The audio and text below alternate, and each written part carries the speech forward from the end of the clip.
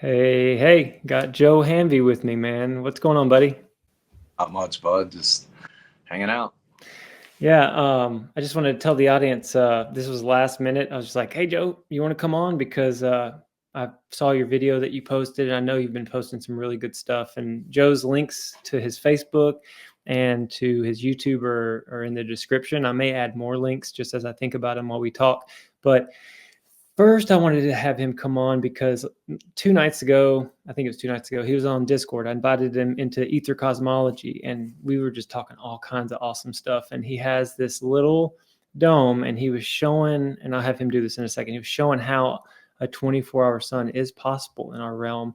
And I'm going to have him start with how a 24-hour sun is possible, and then maybe go into a little bit of how he even woke up to biblical cosmology, and a little bit about his experience over the 14 years that he's been looking into the heavens with his telescopes, and I'll have him break down that. So can you just repeat, because I know a lot of people, they'll see the stream, they maybe pop in, and I just want to see this little dome you have, and have you repeat what you said on Discord.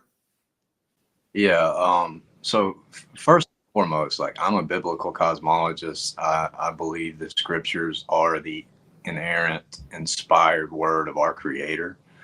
And the cool thing is, when it comes to biblical cosmology, when you put those things to the test, everything we observe is repeatable in those tests. At least so far as I've been able to get. I've done a lot of work on modeling that. Uh, I've done a lot of work that's not even put out yet. That I've got videos and pictures, stuff in my archives that I've not even began to go through yet. I actually collect more data than I'm able to get through to put out as content. But anyway, so as a biblical cosmologist, there's a few script. Well, there's a lot of scriptures that describe our realm as a dome-shaped tent for the luminaries, and that the luminaries are all inside of it, above us, and it is our enclosure, and that there seems to be layers to it. Like in Genesis, it talks about how the birds fly in the openness of the firmament. So it's not just the firmament's not just like this dome structure.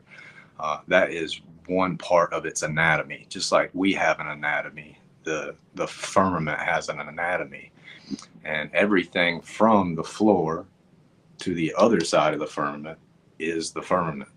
And there's different layers within that, but it's what gives us the optical phenomenon that we see, such as the 24-hour sun in Antarctica, the 24-hour moon in Antarctica at different times of year during different phases, the anti-arc motion that far south, well, in the south period, you get an anti-arc motion. So south of the equator, you tend to get this, well, you don't tend, you do get this anti-rotation, what appears to be an anti-rotation.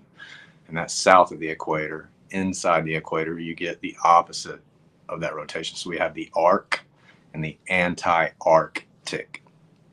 And then in the equatorial, you kind of get those straight lines, with the converging and diverging away from it, south and north. And that is biblical in several aspects. I think it's Job either 37:18 or 38:17, something like that. I'd have to look, but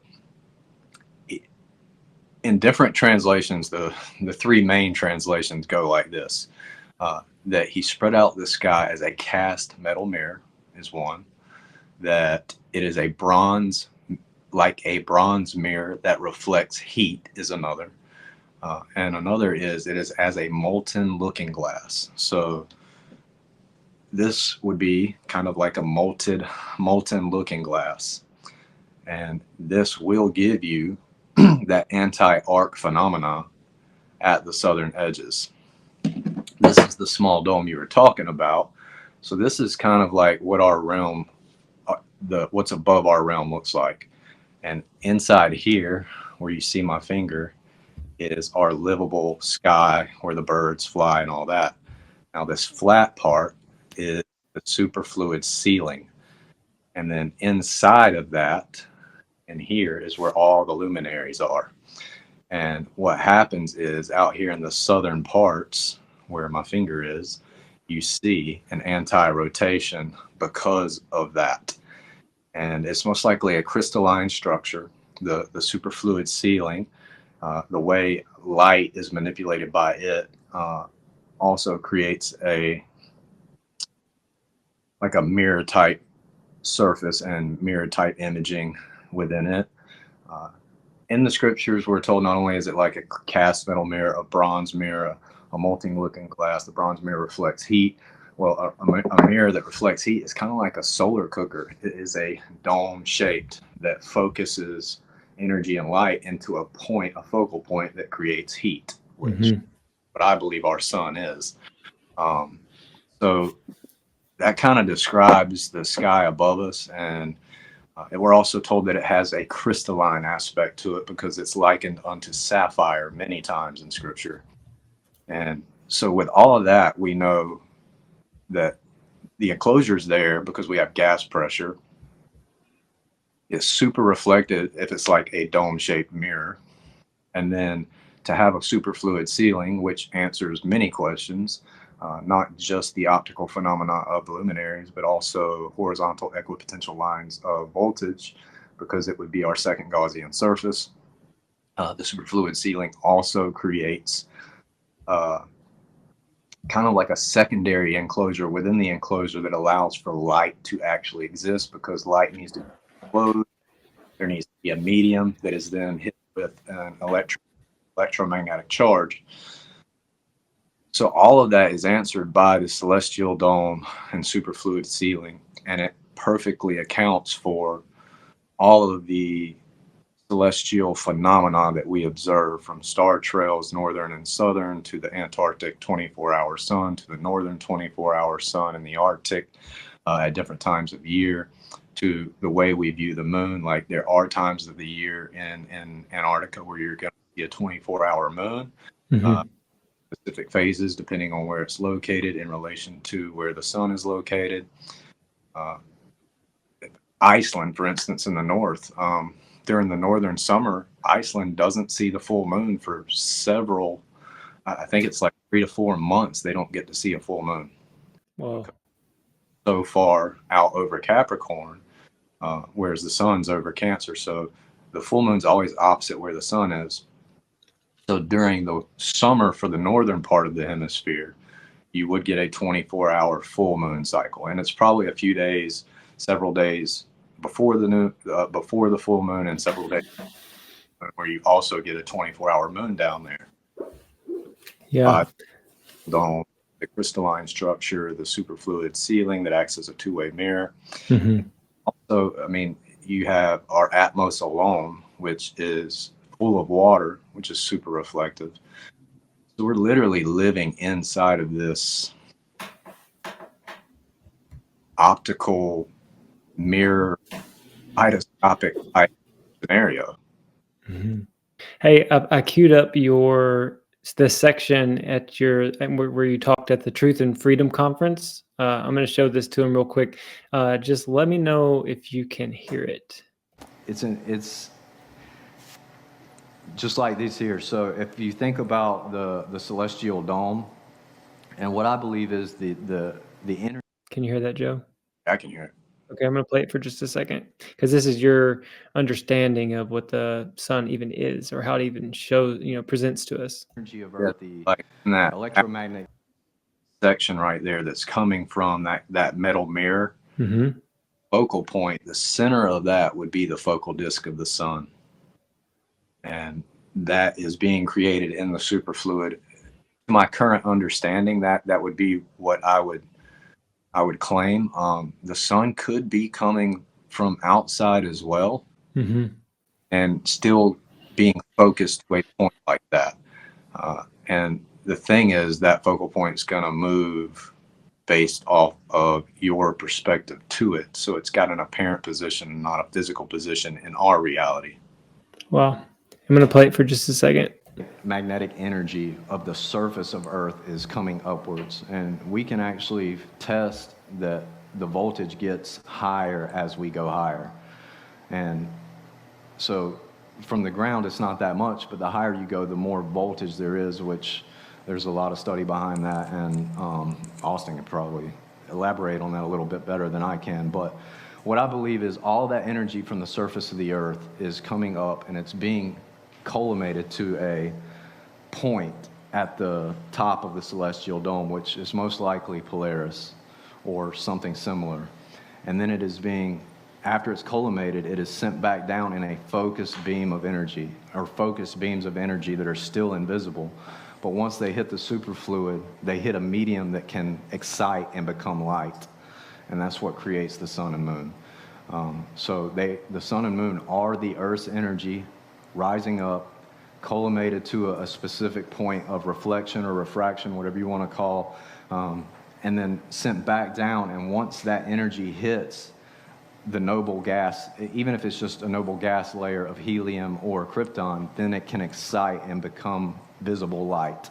And we get the disk of the moon and the disk of the sun that we can see. Man, that conference was amazing. Just being there in person was a blessing. Seeing Whitsitt speak and Matt Long and just all the legends show up. And I mean, I think that was your first public speaking, deal, right? For this, yeah, for Flat Earth. Nice. Yeah, in the description, you'll find the link to Joe's YouTube channel. And if you just scroll down, he has that whole talk on his channel. Y'all should watch it. But, I'm already watching in the chat and like in real time. I don't know if everyone knows this. You should know this.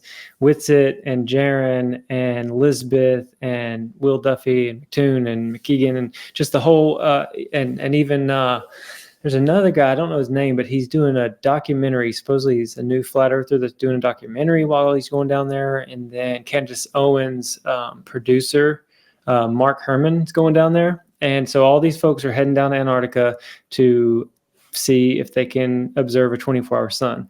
They are saying that if the sun doesn't set and it circles for 24 hours, globe, Earth, debate over. But that's not true because we live in an enclosed realm. It measures level, the military, everything about what water does, how it finds and finds its level. Joe, you probably want to speak on it a little bit because, a little bit with your experience too, because you show these these experiments where, and I'll pull your presentation up that you just posted today. But do you want to talk a little bit on how, you already kind of did with the deal, but why do you think people are tripping out so hard about this topic? I was just watched a little bit ago. I watched Austin's kind of breakdown of, it's his video on YouTube. It says TFE, the final expedition, and it was just released, I think, yesterday? 47 minutes, something like that. But I pretty much agree with everything he said, and I agree with everything he said in there. That this is a setup, and it is a way for them to claim victory. And because flat earthers all for so many years have held the idea that we can't go to Antarctica, and we can't. Like, they're going under ALE. It costs almost 40. Well, it's 36. I think it's like $36,000 to go. But even Austin will tell you that outside of that, there's a lot of money that he's had to spend into the thousands of dollars. So, you're looking at 40 grand to go spend 4 or 5 days in negative temperatures where you're peeing and pooping in a bucket and sleeping in a tent. This is not some luxurious thing. We're not allowed to they can't go down there and say, okay, we're going to go off and see if we can find the dome. They can't do that. There's no freedom to explore any of that. The average person can't afford to do this. So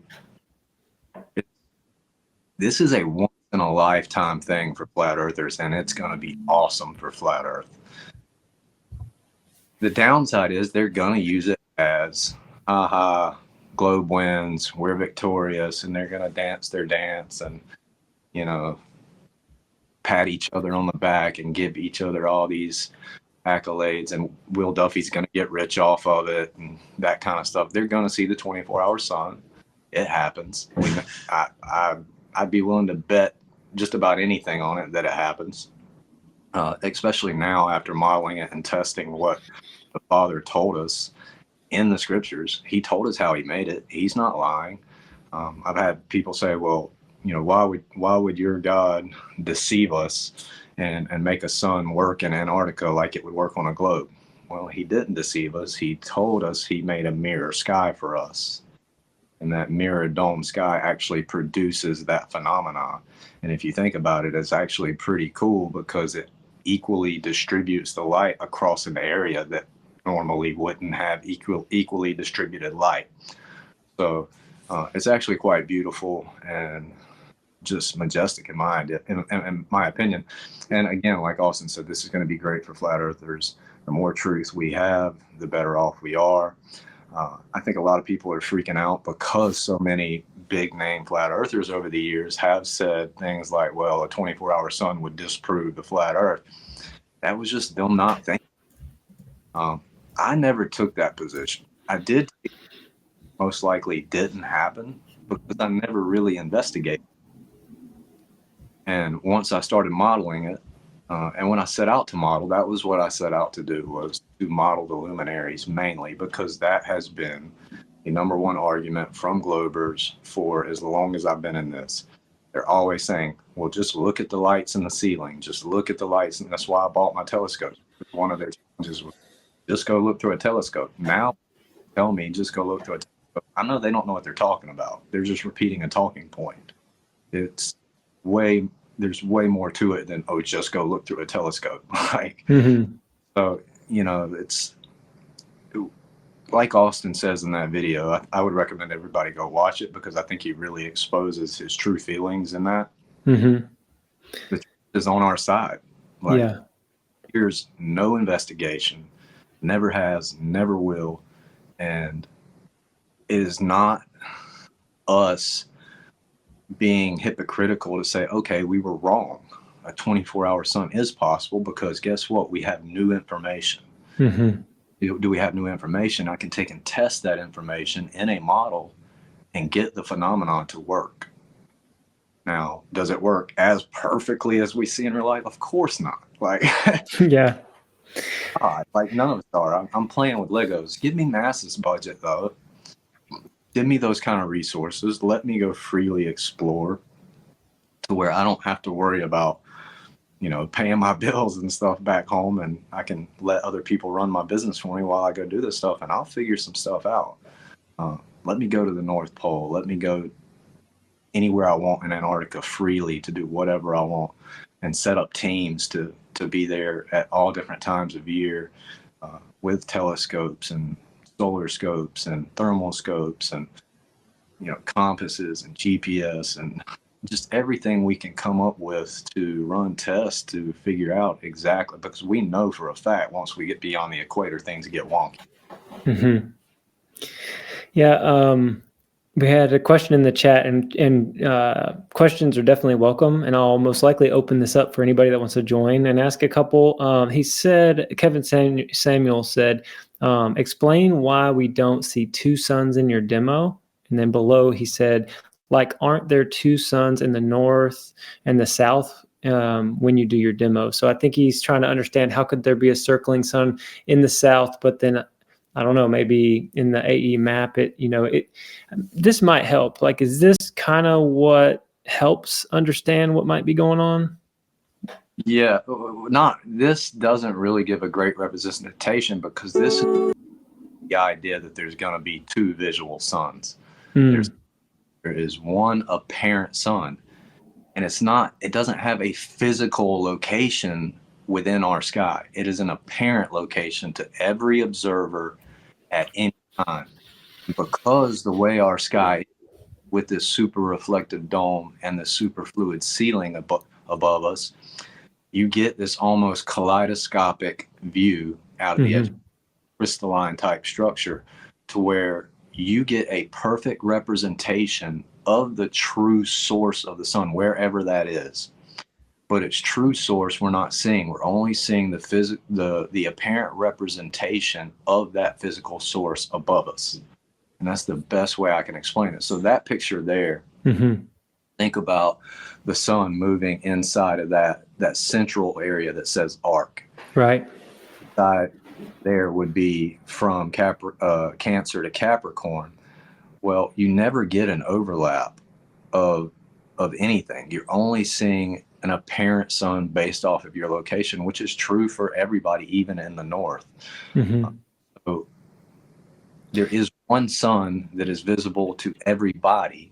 It is the way the sky manipulates the light that makes it appear to have one rotation in one area and an opposite rotation in the other. Okay. That I was just thinking about with that image and all those little quadrants of anti-arc. To me, it feels like those are just people's azimuthal grid of vision, like their perspective all the way out to the south. And actually, if you had people like hand in hand going all the way around the entire perimeter of the realm, their dome, their perspective would move with them. So every person will see this anti-arc or this circling sun at a particular time of the year. Because you also mentioned too that this 24-hour sun might only happen one time a year, or it might be like a repeating celestial event. Like maybe, Duffy found out or got hollered at to like take the flat earthers to this specific spot because they know it will happen, but maybe it'll just happen in this one time, that they're there. I think that with this, you were right.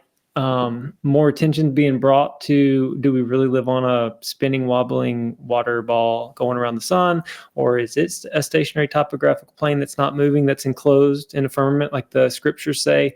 And this is probably going to make people want to go more often to Antarctica to see what the sky, what they see in the sky. Yeah. I had a point that I was going to make and I just kind of lost it. But yeah, I mean, regardless, the truth is always the best option for us. And that's what we want. We want the truth. So I personally don't, this is what I was going to say. I personally don't necessarily believe that it is a cyclical thing that happen all throughout Antarctica. I'm just saying, I don't know either. Like, I'm open to that. And that's the beauty of modeling the biblical cosmological level Earth enclosed universe. I think is probably the best way to put it. It's a topographical level plane of Earth inside of an enclosed universe. But modeling that, it's not only been fun, but it's interesting because as I test what the scriptures say in a physical model, I get all of this stuff to happen the way we see it, and I can go out with my cameras and my telescopes and capture the star trails almost identically to what I can produce in the model. But not 100. I personally believe it happens every year, no matter where you're at in Antarctica during the Antarctic summer, that far south. Once you get beyond that Antarctic circle. So. However, it could be a cyclical thing, and it could only be happening in specific areas. But in my modeling, the way it shows up is showing up. It's apparent. It's only one, but it's apparent to the viewer. So, like like in that video, I think you'll show it in a minute with the star. The southern stars, if I'm looking down from the top and I'm moving around, they move with the camera eye. The camera. Just like my natural eye when I do it, I'm seeing that same thing that I'm showing with the camera in that one position that comes up here in a little while. But yeah, it's just this apparent thing, the way the light is manipulated by the realm. And so, for instance, the Southern Cross, like, yeah, if the timing of year is correct, you're going to see it play Africa, South America simultaneously looking south. They're all looking at the same thing. Yeah, I'm playing your video with no sound. It's Joe's most recent post, and so he projects these points of light, these stars on the ceiling, which the ceiling's flat, and then they're reflecting down on the dome that he's experimenting with. Do you want me to leave the sound off and scrub to different places, and you can talk about this video? Yeah, so from this angle, I'm just showing how I'm doing it. So I'm being transparent there. I'm using a star projector to project a rotating star field onto the ceiling. The reflective dome then creates a hologram of that inside the dome. And so you got super reflective dome. I also have the two-way mirror, the representation of the two-way mirror underneath the dome. So you're not looking at, when you're looking at the bottom of the dome, that would be where the superfluid ceiling starts in this modeling and this scenario. So we would be below this looking up, but you can see why from looking above, looking down, how underneath, when we think of this setup with this flat superfluid ceiling inside of it. So yeah, kind of like all the luminaries are in this section here, and then we live in this area here. But so that was, now you can go back a little bit. Go back. Yeah, back a little further. Okay, so Okay. there. Yeah. So I'm looking from the top down right there. Mm-hmm. The entire realm is filled with the star field. So when I did my first videos, a lot of the kickback, and this is what is interesting.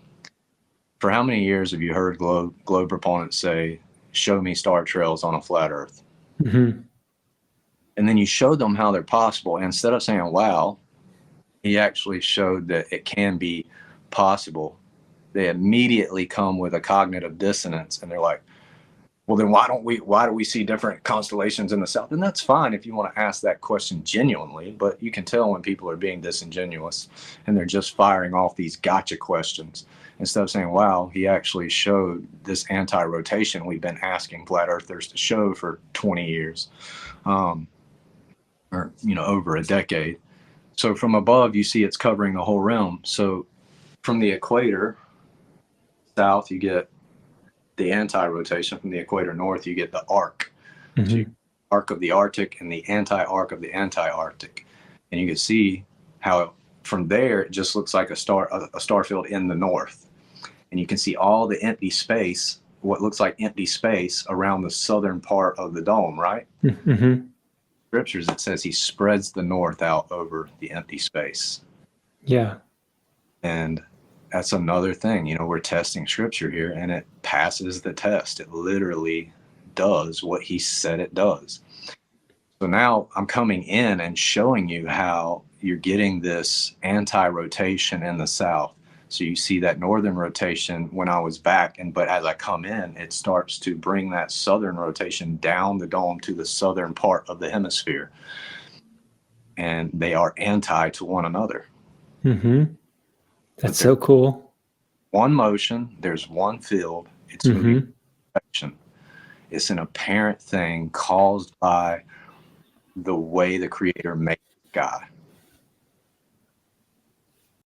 Man, that's so epic. Yeah, y'all be sure to watch this video in entirety. He'll talk over it and he'll show, at the end, he breaks down some clips. He did a long exposure of his dome from above. Stop it right there. Yep. That's a long exposure from that top-down view. Mm-hmm. And then the few pics that pop up all have a description. Yeah. Long exposures, like another long exposure looking at that southern part of the hemisphere. Mm-hmm. And then I think the next one's going to show the trails. No, that's just showing that split. But again, one star. Now this is where I'm talking about how he stretches the north over the empty places. So you can kind of see on that backside where you get that southern anti-rotation. If you remember from when I was standing far back, it looked like space, right? Mm-hmm. Well, that's what that rotation is filling. It's filling that empty space from above. And the same thing would translate to looking at it from below through the two-way mirror of the superfluid ceiling. And then this is directly from above. I actually have Saturn projected in there as well. Oh yeah. Clockwise southern star trails. interesting part about the southern one there, Mhm. and these pictures are all taken from inside the dome. Okay, that's cool. So I put it in the dome and got these pictures inside. Um, so that's the clockwise southern star trails, and then your equatorial trails, which in that picture you don't see it as well, but I got another one coming up where you see the equatorial trails better. This one probably right here. There you go. So you see the equatorial trails. I can produce that just by going outside my driveway with my P950 and setting up a star trail time lapse where I'm focusing at the equatorial part of the sky, and I can see the southern star trails, the northern star trails, and the straight line equatorial star trails out in my driveway. Mhm. Or reproduce that in the model. And then this is just another picture showing the split, and another picture showing how he's north out over the empty place. Man, that video is awesome. I'm gonna see if anybody said anything in the chat. Then I'm gonna just open it up so people can pop on here if they're able to. Let's see. Joe, are you sure about the dome having this half sphere shape, or did you hear about that the dome could be donut shaped? Lindsay is up for that. Tomb of Illumination. Actually, I think it works both ways. So yes, I do believe that it's more of a toroidal shape. So at the center where the central vortex is, the dome would actually kind of dip in a little bit, and then it would be a little higher at the equatorial mark, and then slopes out to the southern areas. Where it comes down, we don't know. I don't think we can ever measure it. I don't know if they've gotten to it. There seems to be like so-called leaked stuff that says they're testing the dome, they're drilling into it, and blue sky eyes, and all this. I've seen all that stuff, but I don't know. I haven't done that myself. It seems in Scripture that God challenges us to, in a way, kind of in a rhetorical kind of way, like measure it if you can. Mm-hmm. Me says that this thing is way bigger and way greater than we can ever grasp. But yes, I do agree that the dome is more of a toroidal shape. I'm actually working on getting the things to fabricate that specific type of dome and then run tests on that as well. So, it's a process. I'm not going to get everything right in the first time. And, I'm not saying I have it all right at the moment. All I'm saying is I'm showing convincing evidence that this phenomena is a result of some dome type structure above us that is super reflective. And yes, I'm invoking a superfluid ceiling as well, but I believe there's evidence for that. And nobody else, as far as I know, nobody else has done this. I've been in flat Earth for a while, and what I have noticed being in flat Earth over the years is the overwhelming majority of people stay away from trying to model it physically. Now, they'll do the cartoon animation models just like we have the globe, but we can do anything in a cartoon. Mm-hmm. Put in a physical model. And so far, I feel like I can. I mean, I can answer lunar eclipses, solar eclipses, star trails, the 24-hour sun, 24-hour moon, why we see things flipped in the north and south,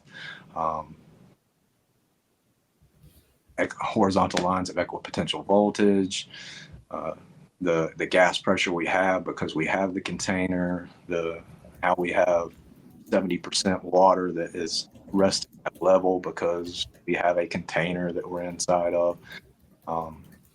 I mean, it really does answer all the questions for the most part.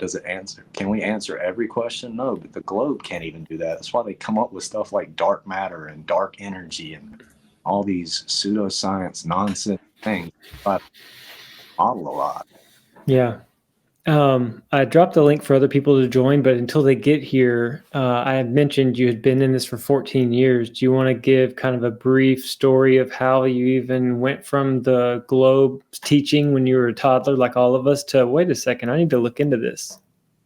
And kind of sort of your telescopes, like, man, you got some pretty impressive telescopes. And how did you progress from just like looking into the heavens and then getting all that equipment?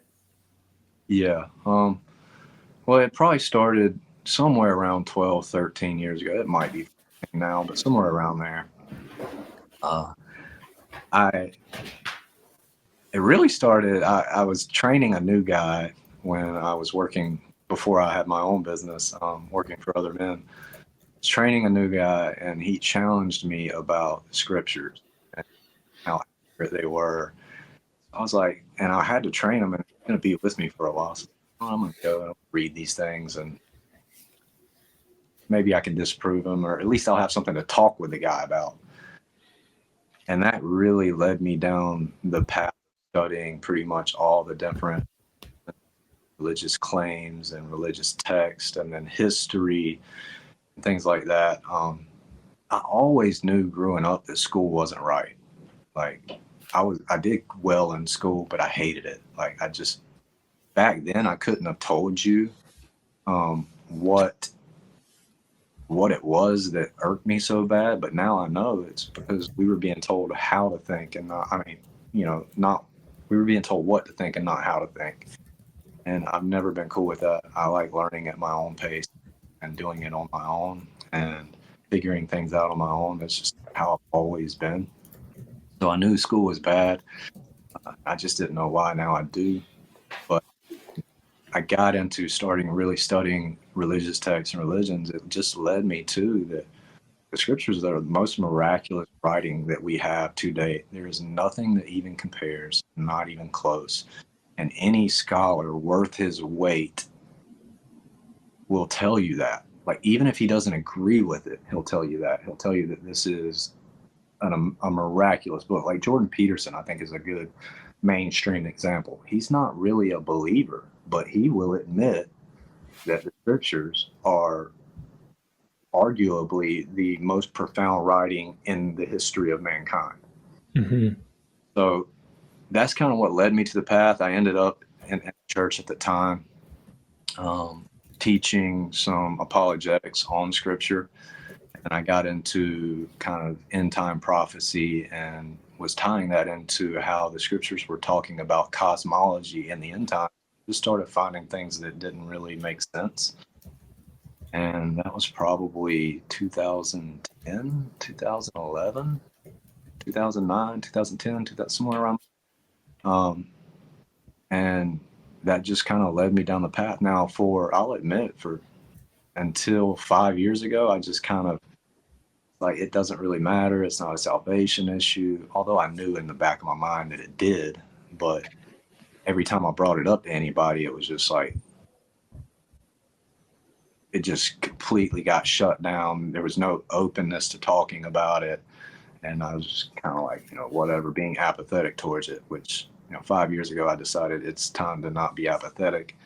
I had a good friend of mine that was really pushing me because of how much I had studied it, start doing better and to really use my knowledge to help other people understand it. So that led me down the path of, okay, can I model it? Can I model these things that they're asking us for? Can I explain lunar eclipses? Can I explain star trails? Can I explain if there's a 24-hour sun? And if I can, then I need to first go out and make the observations for myself and then see if I can learn from those and then try to model it in a physical model, which I did. I'm fortunate enough to have someone very close to me who is a retired Air Force pilot, has his own plane. We have planned flights for solar eclipses, lunar eclipses, flown for them the entire time, video photographed with P950s, Samsung thermal cameras, and those have taught me a lot. And then outside of that, with my P9, I first got the P950. I just started looking up at the heavens and really trying to document them and track the moon and write down the tracking of the moon on 3 different calendar sheets to try to produce my own accurate calendar because our calendar's jacked up. I just started learning the sky clock. And then once I captured Orion's Nebula with my P950 for the first time, and I had so many people always get a telescope, just go get a telescope. So I was like, all right, I'll get a telescope. And I got a telescope and taught myself how to use it. That's why when people say that now, I laugh, because it's a steep learning curve to do what's called EAA, electronic astrophotography, or electronically assisted astrophotography. It's a And challenge. that's so awesome. I mean, I've loved following you since I found your Facebook page first. And I'm so glad that you've been moving everything over from Facebook, or starting to move things over, and you're just creating more content. And I can't thank you enough for seeking the truth as bold as you do. You know, you don't care what people think about what you're looking into. Honestly, I think a lot of us are just trying to bring glory to the creator of this place. And we're trying to come out from under deceptions where, you know, we don't want to just be fooled and then pass that on to our kids, because that's how we got in the in the trouble we're in now. But I have some people in the wings, so I'm going to bring them up and let them ask a couple questions. Laz, I had a great interview with Laz yesterday. It was like 3 hours. We just talked deeply about, you know, a lot of the topics that we talk often about, like pursuing truth and what has our journey been like, and, you know, what has life been like. So, and Samuel came in first. So there's Kevin, I'll let you go first. Let me hear your mic. And Laz, welcome. How you doing, Kevin? Yeah, I can hear you. What's going on, buddy? Lost the sound. Cool. Nice that I can join. I found Joe not that long ago, but I'm with reflection theory for three years or something, and I'm very exciting that someone gets it now modeled better. I would like to get this toroidal model, but the best I could find is like these lamps, but they are not that big. So I would like to somehow get a bigger thing, or something toroidal where we could model it, because your dome is huge in comparison to those little lamps. So I think we need something with those little lamps. It won't be possible to be accurate, but maybe we reach better, even closer, something realistic to model. I also have a friend, Kaimodo, who tries to implement stars in this in the Bislin thing with reflection theory. That's also exciting. So I would like to ask you, did you also find somewhere that stars mirror, where you found something in real stars, where you could say, this star is reflected in the south, is this star? And another thing I'd like to ask you, this superfluid thing. What this was new to me, which you did this model. Are you positive that this is accurate? That the speed is keeping the same speed? Because it looked like it at one point it gets faster, didn't it? Do you know what I mean?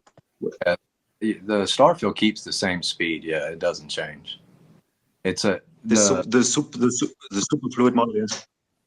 Yeah. I mean, when I'm modeling with it keeps the same speed. Now, the interesting thing about superfluid,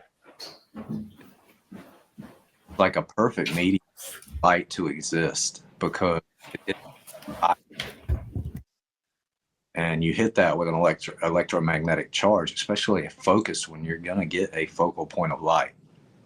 And then with the ethereal wind, ethereal drift of the toroidal dynamic, then you get movement of that light within that superfluid, and it's unimpeded, because it's considered zero viscosity, which I think is interesting, because they tell us zero gravity.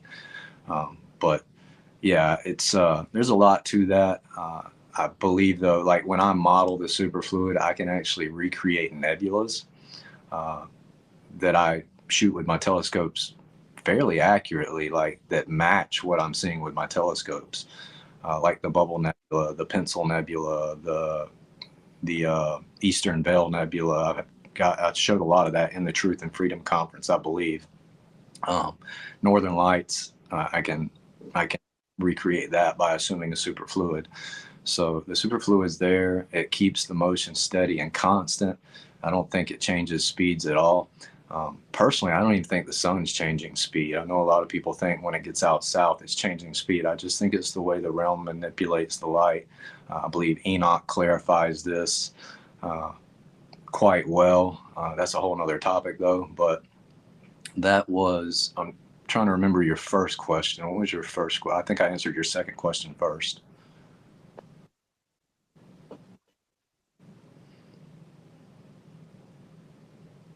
And the toroid thing, you have ideas how to make it possible to make a model from something toroidal? Oh yeah. So I'm working on that. These domes aren't cheap. The one I have is 90. I can get one way bigger than that. And the next one I get, I plan on getting one that's 5 foot by 5 foot. I want to go really big with Which it. material? Glass? No, it's acrylic. But I want to get a couple of them. This one here that I'm using after shipping is roughly right around $400.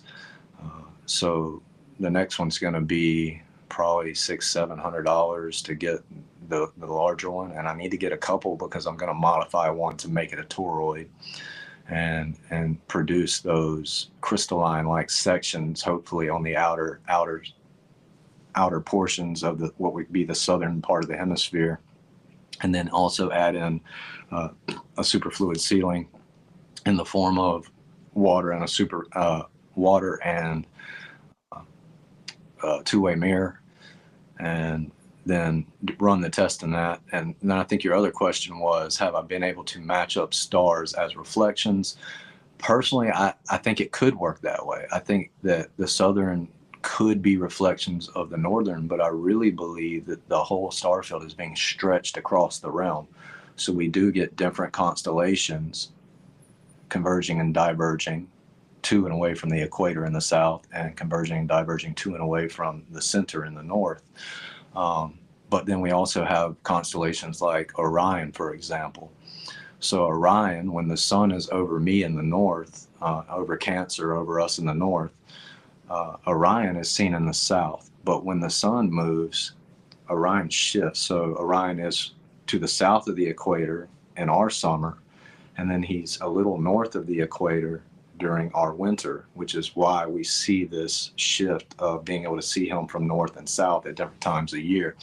And I think everything is shifting based on the sun and the way the sun manipulates the light inside of this crystalline dome sky that we have, mirror sky that we have. And even like, I think it even answers the ecliptic. It answers what they would consider the tilt of the sun. There's a lot that it answers. I don't have all those answers like dialed in just yet, but I'm working on that slowly. It's a process, and I don't plan on giving up. Very cool. Yeah, keep on the work. Also, keep on debating. It would be nice if I hear you once to defend something against the glober. Or did you ever do this? Or are you on Discord? Or did you ever do that? For years, I have debated apologetics in regards to everything. And when I first really got opened up about flat Earth and came out and started trying to model it, I spent a lot of time online. Now, I don't really care to debate because there's guys who are really, really good at that, like Austin Whitsitt, and I just like to figure it out and model it and let other people see that. They don't have to accept it. It's really for me. I just like to know how things work, and then I share that. And if other people want to learn from it or critique it or whatever, that's fine. But I don't listen to my critics, because usually the people critiquing you are doing so from their couch. They're not doing so from their lab frame or their own personal work or their own documented test and evidence and personal experience, at least in my experience. So if we spend too much time listening to our critics and arguing with our critics, we kind of get lost in that. And my goal is to produce. It's time wasting. Yeah, I sometimes debate like only texting or sometimes quick, but doing things is more. It takes more brings more to the community. Like, okay, that's it. But stay updated.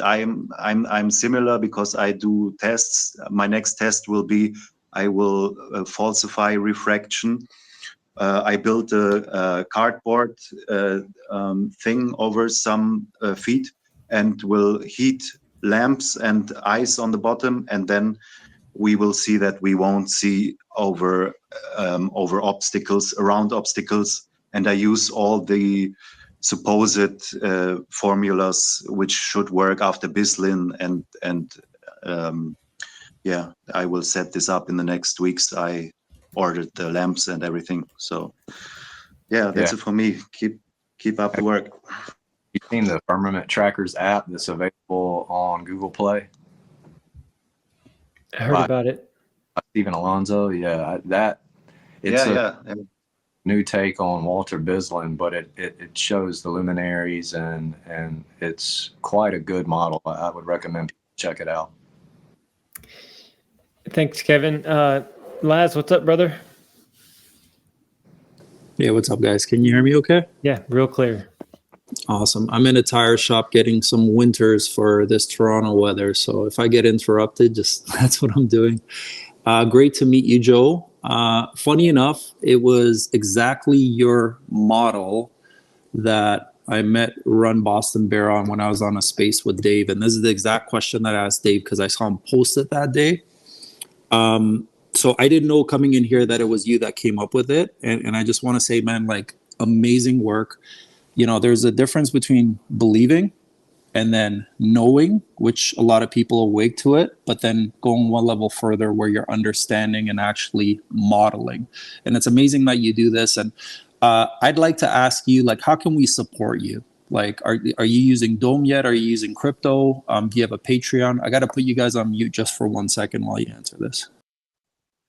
Yeah, I've never monetized anything. I've never cared to, or I don't need, I mean, I'm good. Like, God's been good to me. I own my own business. I do really well. I'm not rich by any means. I'm comfortable. So I've never really looked for any sort of return on investment or any sort of support. However, I have recently monetized my Facebook account, and I'm working on monetizing other things just because I'd like to go deeper, and more support that I can get, the more telescopes and the more equipment I can actually buy to do better research. Okay. Does that include your Instagram too? Like, I don't know any of your socials, but yeah, I've got Instagram right now. I started a Rumble. I haven't been very active on it. YouTube, Facebook. I'm getting ready to start, I guess, TikTok and X. Discord. But there's a lot to add and keep up with. Yeah, I'm trying to steer clear of Facebook. I just don't want to go back there. Instagram, all right, I'll bite. Okay, I got two more questions. Recently, people are talking about the Aurora Borealis when they started seeing the purple sky, and even I had some buddies talk about it, how beautiful it was, and it was hitting like us here. You know, on a personal tip, I thought it was HARP, you know, with the whole hurricane in North Carolina. I just wanted to get your take on it, right? Because, you know, for us, that kind of, and again, these are all just theories. And I like the fact that you say, I don't know. And you're absolutely right. That's why pseudoscience makes up all this dark matter and all this BS, right? And if anything, you are held to a much stricter standard. And that's why the work that you do is so important in terms of the modeling, right? Because it helps us not only, you know, but get to a point where we have an understanding of our realm. And, you know, eventually as we wake up other people to know, you know, we can at least give them something, at least the youth, right? Like I'm thinking about my 9-year-old, for example. So I'm wondering, what's your take in terms of the Aurora Borealis? I believe is usually like a jade green, and it has something to do with the North Star. But obviously you're an expert in this. So I'm just wondering what your take is on these purple Aurora Borealis that people saw. Yeah, this is another one of those areas where I say this a lot about Flat Earth. We have a lot of room to speculate and theorize, whereas the globe doesn't have that. Yeah. Like they pin themselves into a corner where they don't have that. We have. So there's a lot of possibilities here.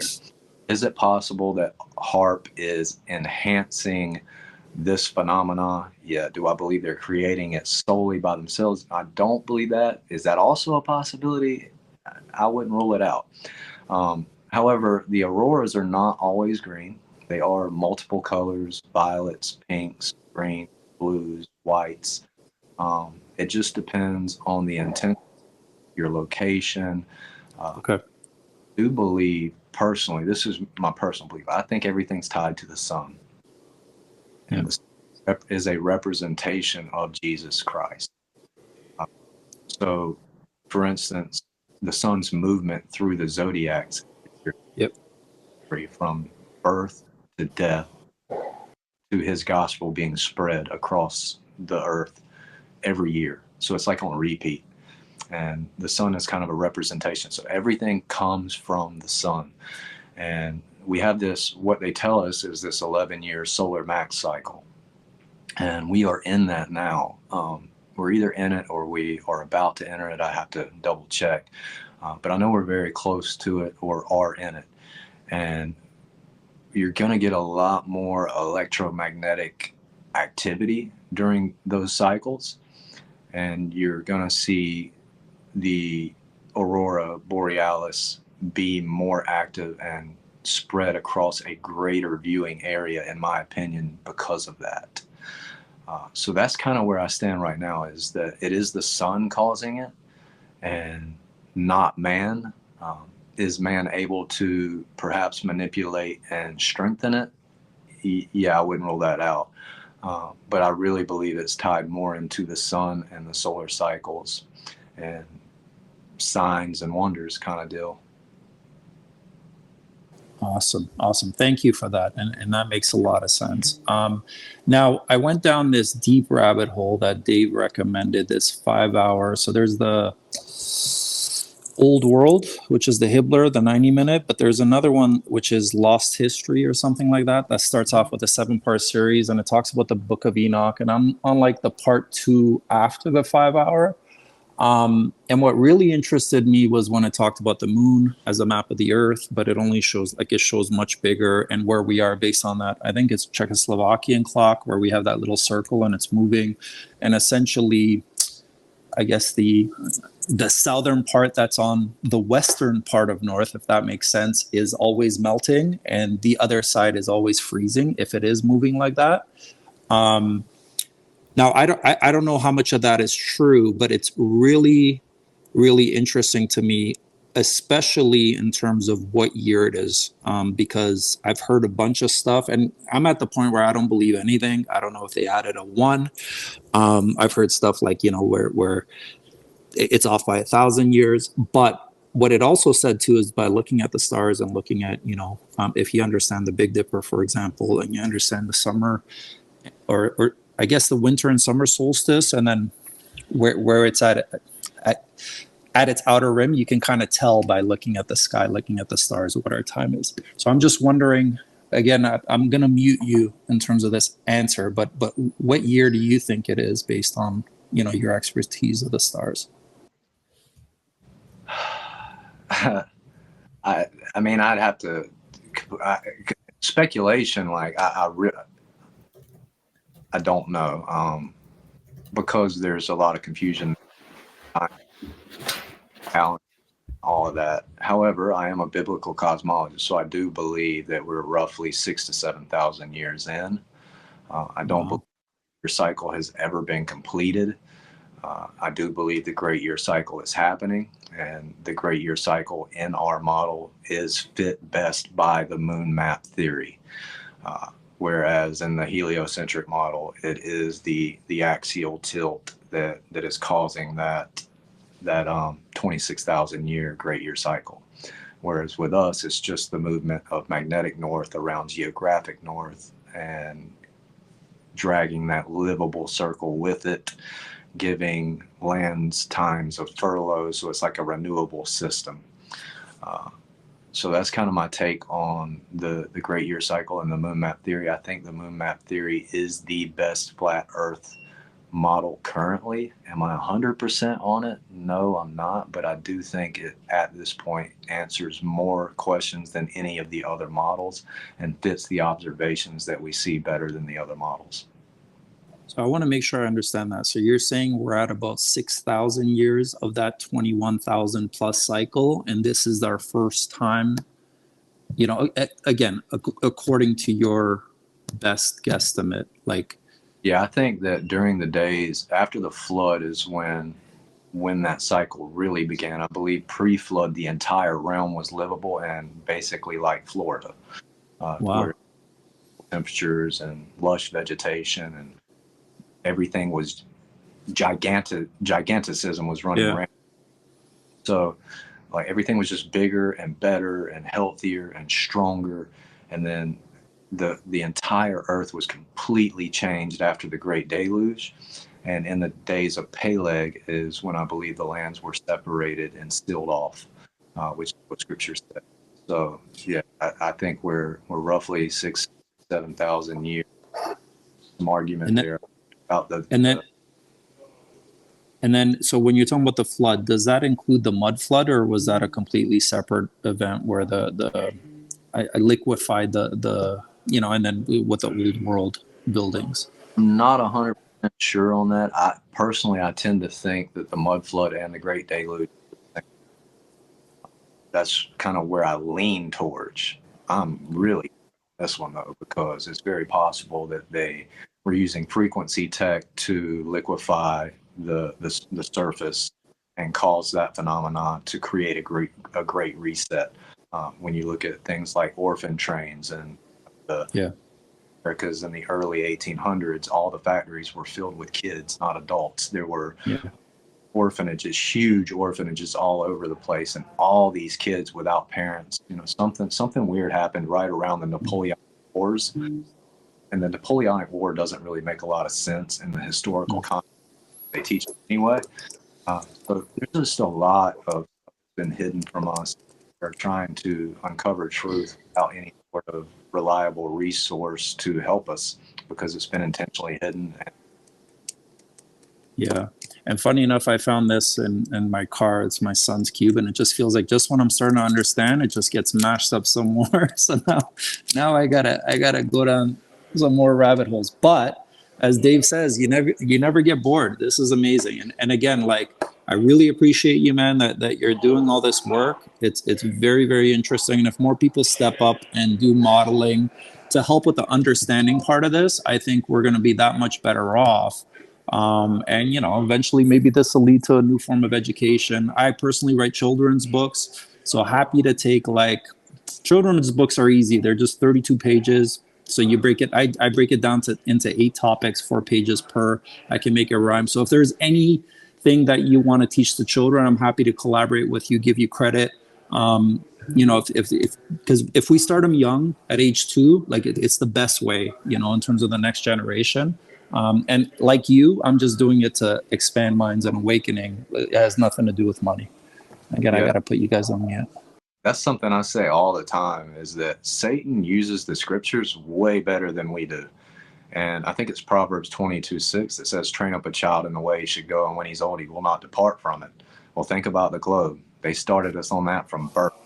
Yeah. Can't break free from because of that. So that just is another verification of the truth of scripture. And the enemy uses it far better than we do. In a lot of ways, we've underestimated our enemy, and in a lot of ways we've overestimated him as well. But yeah, I mean, I'm all about teaching kids to look at it from all perspectives and make their own choice.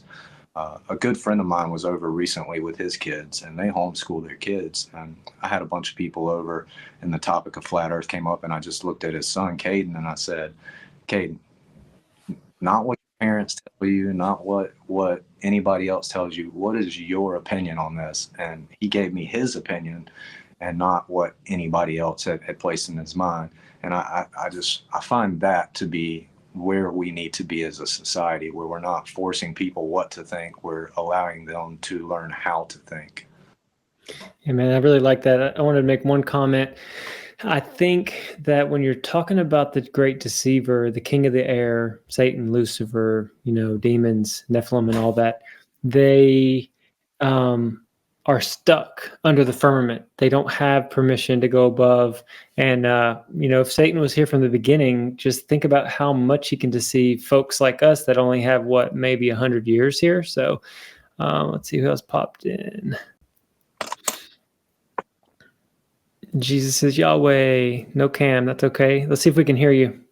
What's up, man? What's up, Boston? Oh, hey, it's Piezo. What's going on, brother? Not a lot, man. I'm What glad are you you guys popped on. talking about here? I know you had questions or whatever for Joe. I don't know, Joe, if you know Piezo, legendary, ether cosmology, bro. And yeah, if you want to just pop off some questions, I might have 10 or 15 minutes left, maybe. But yeah, go for it. Okay, bro. What's up, Joe? How you doing, man? Good, bud. I Nice. saw your little YouTube channel, man. You got quite a few videos on there. I found them pretty interesting, especially the double projection model that you're working on with the fluid sealing and the projection into the bowl, into the dome. I was curious. I watched a video JT posted earlier, and I'm assuming it might be the more recent one, where you like walked up to it and adjusted the orientation of the camera outside of it and showed how when you like went above or below a certain point angle of the surface, you begin to see like multiple images and counter rotations. Yeah. I was wondering if you've ever put a camera inside of it. Yeah. So when it goes into just showing the clips, the frozen clips of like the long exposures and the pictures I've taken, the first three that show up that says counterclockwise northern star trails, clockwise southern star trails, and then equatorial trails, those are all with the camera inside. Okay. I suppose it's most likely somewhat difficult to adjust the position and orientation of the camera in order to get a tilted rotation, because that's what we experience on Earth, of course, is the tilted rotation. So I think that if you were able to get some kind of camera with a smaller enough aperture, because you can use your cell phone, but it's like hard to manipulate, you could pay like $50 and get one of those pin cameras. It's very difficult to get the cell phone in there and do the exposures properly because, you're trying to get it in there, hit the button, set the dome back down. It takes a while to get any sort of decent shot.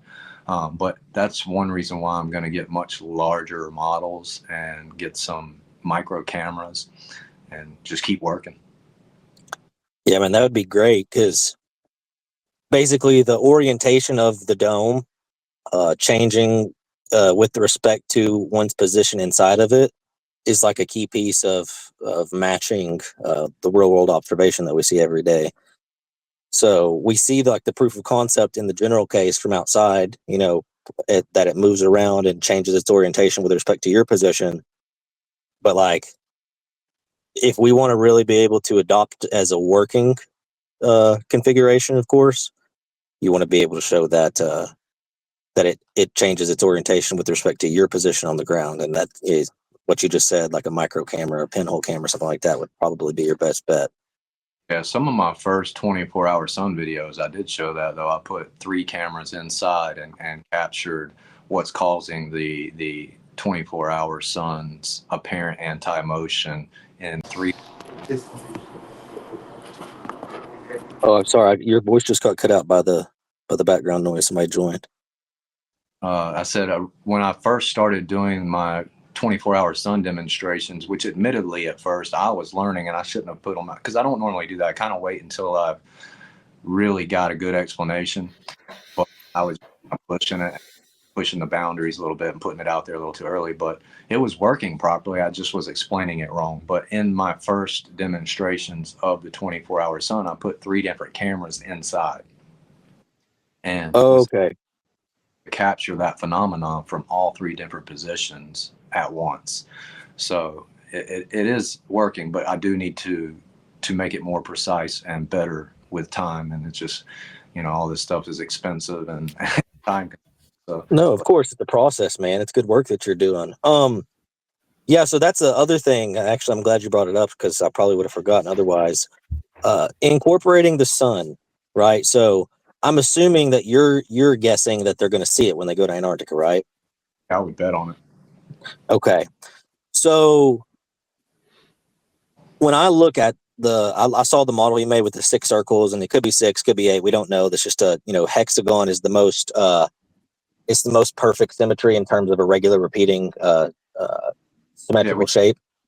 It in everything from snowflakes to turtle shells to Correct. flowers to fruits. Yeah, everything. To the lattice structures of molecules. Yeah, exactly. So, assuming that you use that, right? Like, it doesn't really matter if that's exactly correct or not. Just the principle's the same, right? You use that.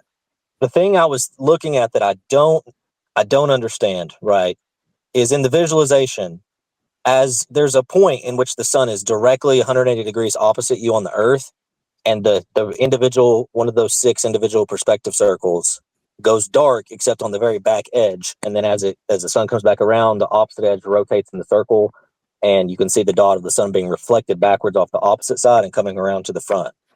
But by necessity, what that creates is a situation in which that reflection of the sun from behind, as it rotates back towards the front to meet up with the real sun, there's going to be on the screen, there's going to be a point in which the reflection in the back is coming around, and the real sun in the front's coming around, and at some point you're going to be able to see both. That's right? What everybody thinks, but no. One, if you go back to that visual demonstration with those six regions, see, this is not a very good representation for a few reasons. One, this model will not let you take the observer far enough south. None of those observers are beyond the Antarctic Circle. If you look at their pinpoints, they're not.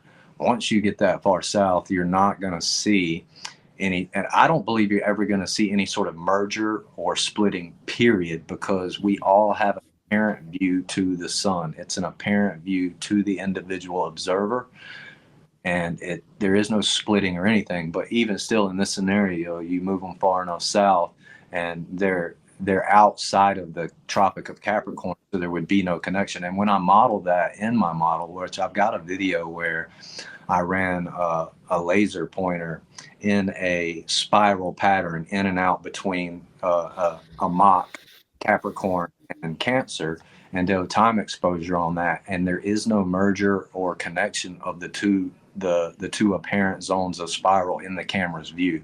So you get your southern anti-rotation and your northern rotation that are separate completely. They never connect. Okay, so I guess you're saying that beyond a certain point south, you would be beyond the reach of the physical sun, but within the reach of the reflected sun, and they are never going to merge because there's no overlap between the proximity of the light given by each. Kind of. I believe there is no. The sun we see is a projection or a reflection, period. So yeah, for sure. Even when we see, and we just have an apparent view of it, and the way the dome manipulates that view of it changes dramatically depending on where you are, north or south.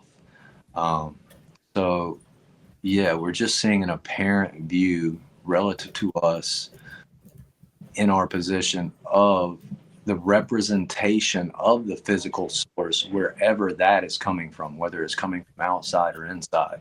I believe it can work both ways.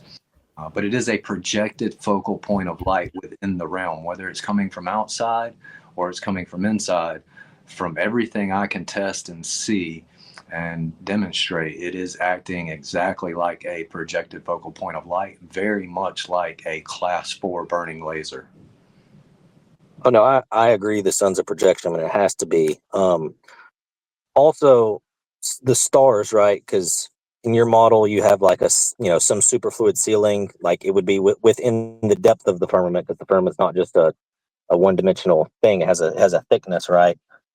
Somewhere up inside of it, you have like a rotating disk of stars. I'm guessing that you have the sun, the moon, and the planets at various altitudes in between. Yeah, I think the stars are a little higher than the sun and the moon. I think the sun and the moon are on the same plane or very close to it, and I believe that like they're in their respective superfluid layers. So you're going to get this layering, and I believe like the helium layer would be the excited focal point of the sun. So when that energy hits that layer, that helium layer, we get our sun, the focal disk of the sun that we physically see, but we only see it apparently. That's kind of where I stand with that. And then the moon is just like in the same sense, it is the energy being focused into the krypton layer, uh, the superfluid krypton layer, at least theoretically speaking, where I stand at this moment. There could be other things involved there, but I believe roughly somewhere about 74 to 75 miles high, the transitioning begins of our gaseous atmosphere to a superfluid state. Now, how thick is that transition zone? I don't know. And I also believe there's probably a layer of solid oxygen between that transition zone and the superfluid zone as well. And you get these buildups of like the superfluids on that oxygen ceiling, or buildups of the solid oxygen that break off cyclically and cause our meteor showers. Because as they fall back through the warm atmosphere, they excite and create light until they dissipate and disappear. Mhm. That's super interesting, man. Yeah, solid oxygen kind of. I got what you're saying, like like a bluish, rock, and then A black and then sky, blue sky, a gray sky, a pink sky, all the different colored skies we see, solid oxygen can produce relative to the position of the light that's hitting it. And yeah. it's like a two-way mirror. Wow. Okay. Okay. And the planets. I'm assuming you're guessing that those are around the same layer of the sun and moon, or each of their own respective altitudes within that same general region. They're all fairly close because, like, when we get occultations of the planets, the wandering stars of the moon, we can get them both in focus. So, and that's one thing about astrophotography. I wish so many flat earthers would get into it. One, it's fun. It beats the heck out of watching TV. But two, it is evidence for our flat earth. I can go out, set my telescope up. Once I'm in focus, I can shoot anything in the sky and get great shots without having to refocus. If these things are separated by millions of miles or trillions of light years or millions of light years, I should have to refocus because I can't go outside and focus on the moon and get the trees in front of the moon in focus with the moon, if that makes sense. So Right. the fact They're that different distances, and you're saying the fact that they're both in the same frame and both in clear focus means that they have to be roughly the same distance or near each other. very close for sure. Okay. The other thing being in this model that you have, in which there's a disk of stars rotating around the top, right, and then you see these projections that increasingly curve outwards to the south, and then you see, of course, like for example, the Southern Cross with in different regions they can all see it, but with different orientations, it's rotated with respect to different positions. So in your model, do you have the southern stars being a reflection of the northern stars, or do you have some way in which a round band of stars is projected across different regions of the Earth around the circle? Yeah, so this is one of those areas where, again, I repeat that we have this room to theorize and create different theories. So could it be a reflection of the northern star field being flipped and reversed into the south, and that's what causes all the different looking constellations? Yeah, that's one possibility. But if you take a glass dome like this, and you take a protractor, and you just draw circles, concentric circles down to a central point. And out at the outer edge of the circles, you draw arrows going west. And then you take this and you sit it down over that. At that edge, it's going to give you a southern point. and your northern point is not what's being reflected because you only drew arrows out at that edge, if that makes sense. So what it's doing is the dome is manipulating the light. It's actually folding the light to create that circular rotation away from the equator south and away from the equator north. It's also a possibility that the rotation is, and this is the beauty of it. We have all these possibilities. It's also a possibility that the rotation is around the equatorial line, and donut type structure, you're getting that folding towards the central vortex and that folding towards the southern edge from the equatorial rotation. So there's several different ways it could be happening. I tend to believe that it's one star field stretched across the whole realm because he stretches the north out over the empty places, and then the dome manipulates the light to create these circular rotations of the different constellations that we see based on our angle of resolution relative to our position on the plane, if that makes sense. It does. I'll put this in your ear, and then I'll let everybody else get on and do their thing. I know Boston's got limited time, and me too, and you too probably. So I think about 90% of what I'm hearing. I think it makes a lot of sense. It made me think about some things I hadn't really thought about in context of this particular conversation. So that's really cool. It's not super often we get that in our community. So thank you for that. I have like a mental picture of a way that I've tried to figure out, dynamically how we could be seeing the stars the way that they work, right? We all know how the counter rotation can be established, but as far as being able to see the same southern constellations on opposite sides of the Earth, we have different solutions we're trying to work out for that. One I've thought of is that the sun and moon and planets are all on a disk, the solar system disk, because they even say in modern astronomy that the solar system's flat, right? So they're all in like a giant disk in the sky with slightly different altitudes within it, very close to each other, but a disk of a certain thickness that they're all in. But the stars themselves are they are on a disco ball, like a sphere that's above the disk in the center, and the toroidal magnetic field lines that flow out of the vortex out and around go through that and pass through it, and that's what causes the orientation change based on the degree south you are of the center point. So, yeah, the stars are in a spherical configuration, and the sun, moon, and planets are in a disk. Yeah, I would agree. That's a definite possibility. I would classify it more as a hemispherical configuration. But yeah.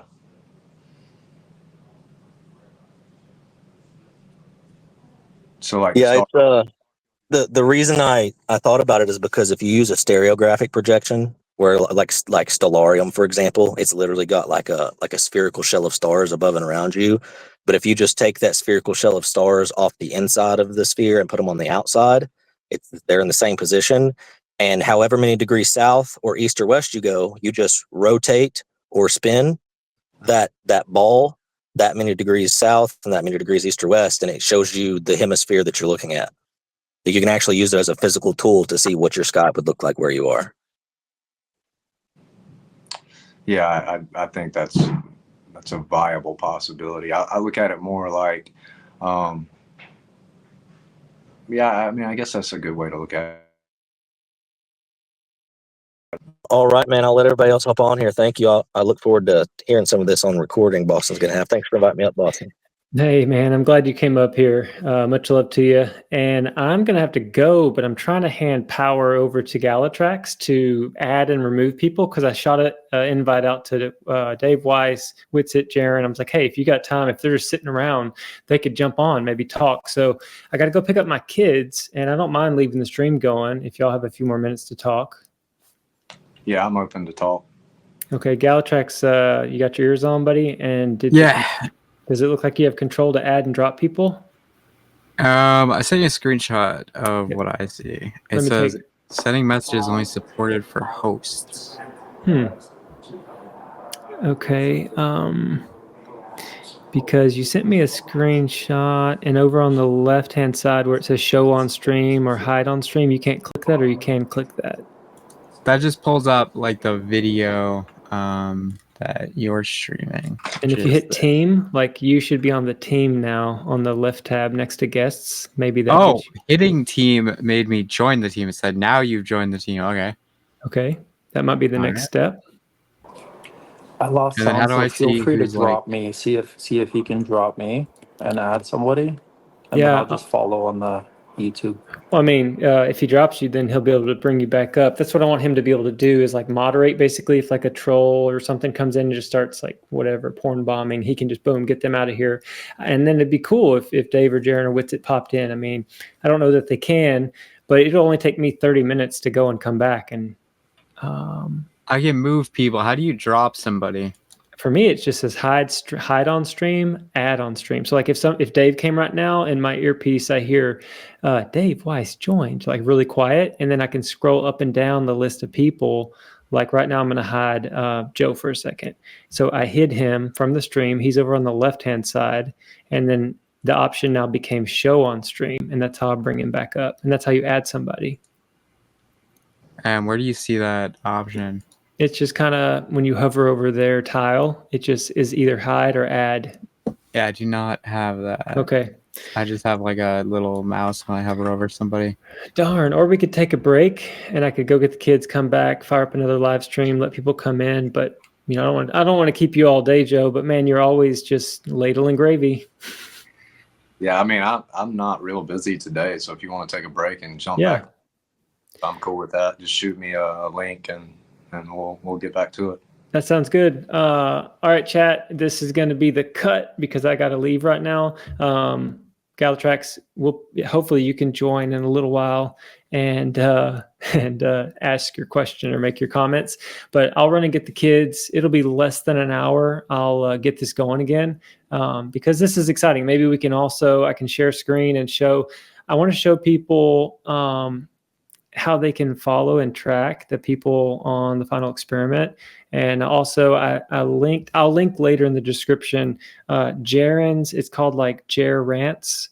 And it's Jaron's Telegram where he's putting videos up and comments and writing about his experience so far. And Witsit also on his Telegram has an Antarctica tab where he's just doing updates and posting. And actually, I saw a second ago, he is in Discord on Earth Awakenings, and I'm sure he's speaking. So while the break is happening, maybe download Discord and see if you can find Earth Awakenings, or go into if you're already on Ether Cosmology, you could get the ad from Galatrax or somebody. But much love to y'all, and we'll get this thing fired back up in a little while after I get the kids. Cool. All right. Appreciate you having me. Sweet. I'll be there, man. All right, peace, y'all. See you in a little bit. Yeah. Just like that, we're back. This is part 2 with Joe Hanvey, just asking questions. He's been in the game for a while, doing observations, 14 years, just really researching what this realm is. So I'll bring him up. Good to have you back, Joe. Thanks for letting me take that break. No, it's all good, man. I don't have kids. Unfortunately, I don't have kids. I'd love to have them. So. Yeah, bro. I got an 8-year-old, a 6-year-old, a 4-year-old, and one on the way, due in February, and I'm a stay-at-home dad. I mean, you knew all that, but in the chat, for the most part, knows.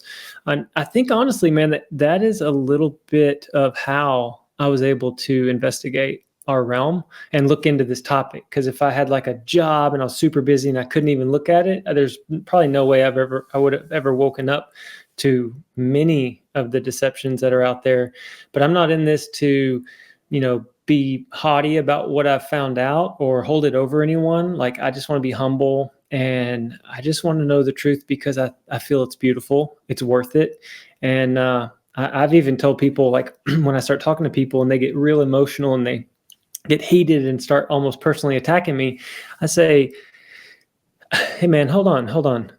I could be wrong. I let them know I could be wrong about flat earth, but I don't think I am. Can we talk about it? And I try to like lower the intensity, and I try to be humble and say, like, dude, I'm not like claiming I know for sure. It just seems that no motion has ever been detected or measured. No curvature has ever been found. And there's just so much pseudoscience and so many band-aids on band-aids and no unified theory. And if people will just take the time to watch Witsit's Schooling Glober series and the Common Ground or whatever the new one he just started is, it's even more chill.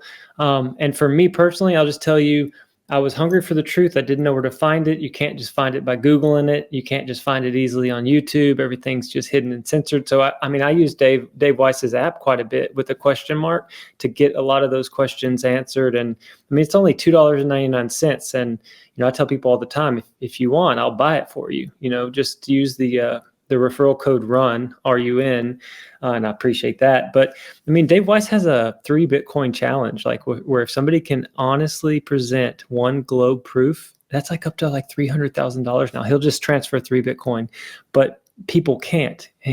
Dave Weiss does ask that they watch the video of the day for 2 weeks, and they also go through the question marks, you know, because most likely the person's burning question's already been answered very clearly. But man, to me, the heliocentric theory is constructed and made and held in the minds of men. Like, it's in the mind of men, but it's not outside. It's not out in reality. So yeah, if you have a response to that, that'd be great. Or I can show folks the image that you told me to bring up. Yeah, we can go anywhere from here. I'm kind of in the same camp as far as, if it hadn't been for the blessing of being able to start my own business, I most likely would still just be in the closet flat earther. Like, that has really been a blessing in my life.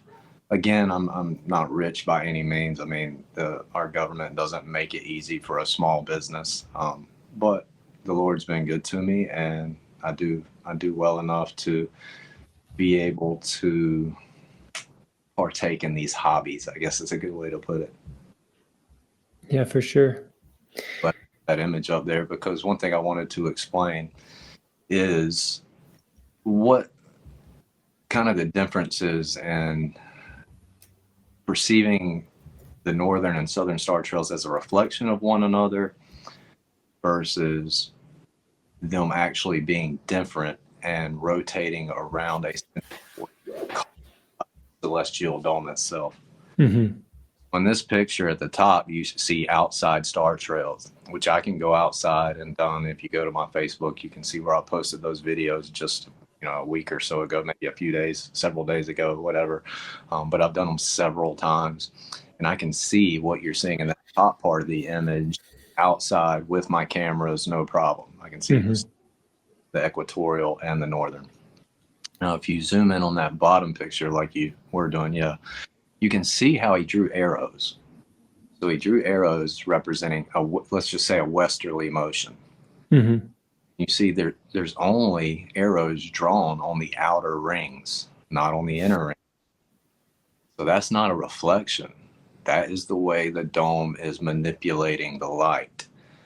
So it's creating this converging and diverging at the equator, north and south. If that makes sense. Yeah. That's really cool. Yeah, I mean, I've got my own pictures like this of a dome with where I drew circles on paper, but arrows like that. So I thought, whoever did this, that's really cool. It's literally showing how that anti-southern rotation isn't a reflection of the northern rotation, because he only drew the arrows on those outer lines. Mm-hmm. So that's interesting. Yeah, that's super cool. And you can share screen. I mean, I think you might still be on your phone, but if you had anything to share, you could definitely share your screen. And then a minute ago, you showed me your telescopes and your equipment, your lasers, and even that dome that has the superfluid layer on there. Show the folks that real quick. Yeah, okay.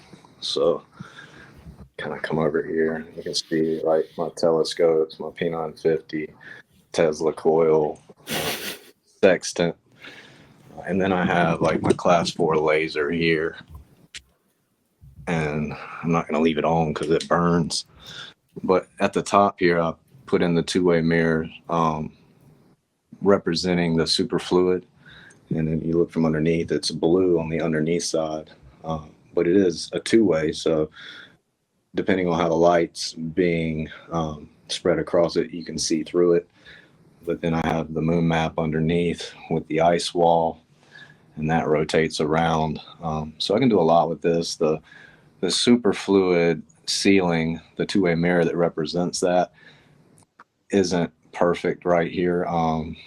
Well, it's not perfect, period, but I need to really be able to get it lower, and I'm looking for a mirror to fit that size. I've been having trouble finding one, but probably just going to have one made.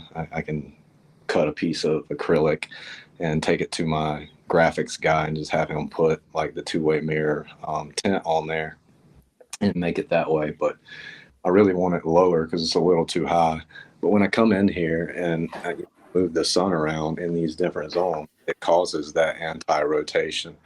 And like when I add water into the scenario and then I hit this with a powerful light source like a laser or a really high powered flashlight, I can create things like northern lights and rainbows and what looks like nebulas and galaxies and things like that. So it's pretty interesting. I've got a lot to learn, a long way to go, but it's fun to play with. Definitely. Yeah, that's awesome. I've enjoyed following you from the beginning because, in my opinion, watching what you do, you're not, like you said earlier, you're not interested in the opinion of the naysayers. You're doing this as a man that has the right and the ability to test things for yourself. And I like last night or a few nights ago on Discord where you were saying like you don't even really watch a lot of other people's stuff. You just want to stay in the zone and you get out there all night long with your computer and your equipment and looking into the heavens, capturing images. And to you, to like my impression is to you, you want to do these experiments and these models, this testing, this recreation of our reality, because people are like, well, where's your model, flat earther? And you're like, well, I'm working on it and it's coming along. Yeah, I mean, that's been the main motivation behind all of the documentation of the modeling and the content that I've created. It hasn't been for anything other than that, just to, and like, I was never looking to be a content creator or even a name in the game. I was doing it mainly so people like Jaron and Austin and Dave could use that stuff if they saw fit to. When people said, hey, where's your model? They could say, well, this is a physical model that is demonstrating that this phenomenon is viable within our assumptions. That was really my whole drive behind it. It's kind of not really gone that direction as far as just being used widely by anybody like that. Dave's used some of my stuff, but I hadn't put a lot of stuff out either until recently, to where it's getting to a point where I think I'm explaining it well enough for people to understand it. Because if you haven't been modeling it by shining lights through domes and mirrors and prisms and lasers, and hard to grasp and understand and visualize in your mind's eye what's happening, why it's happening, and all of that. Yep. Okay, I sent the link out. If anybody wanted to come up, ask Joe a question just about what he's learned, what he's experienced in the field. I mean, man, watching, like observing the luminaries, I think one of the most amazing things that that grabbed my attention was, I think you captured an image of like a nebula, and there were these little points of light, we would think, but they had a shadow right behind them. I might be able to pull that image up. That was crazy looking. Yeah, that I've kind of changed my thinking on that though. Mm-hmm. As I've grown and gotten more advanced in my photography, I believe now that it's what's considered a noise aberration. So it's not a physical phenomenon. I'm not saying it isn't or is, but I would classify that as a noise aberration in the imaging process. And since I've gotten much, much better, I don't ever capture that anymore. Interesting. Yeah, I think I've got it. Give me a second and I'll pull up what. There, here we go. Let me come back over here.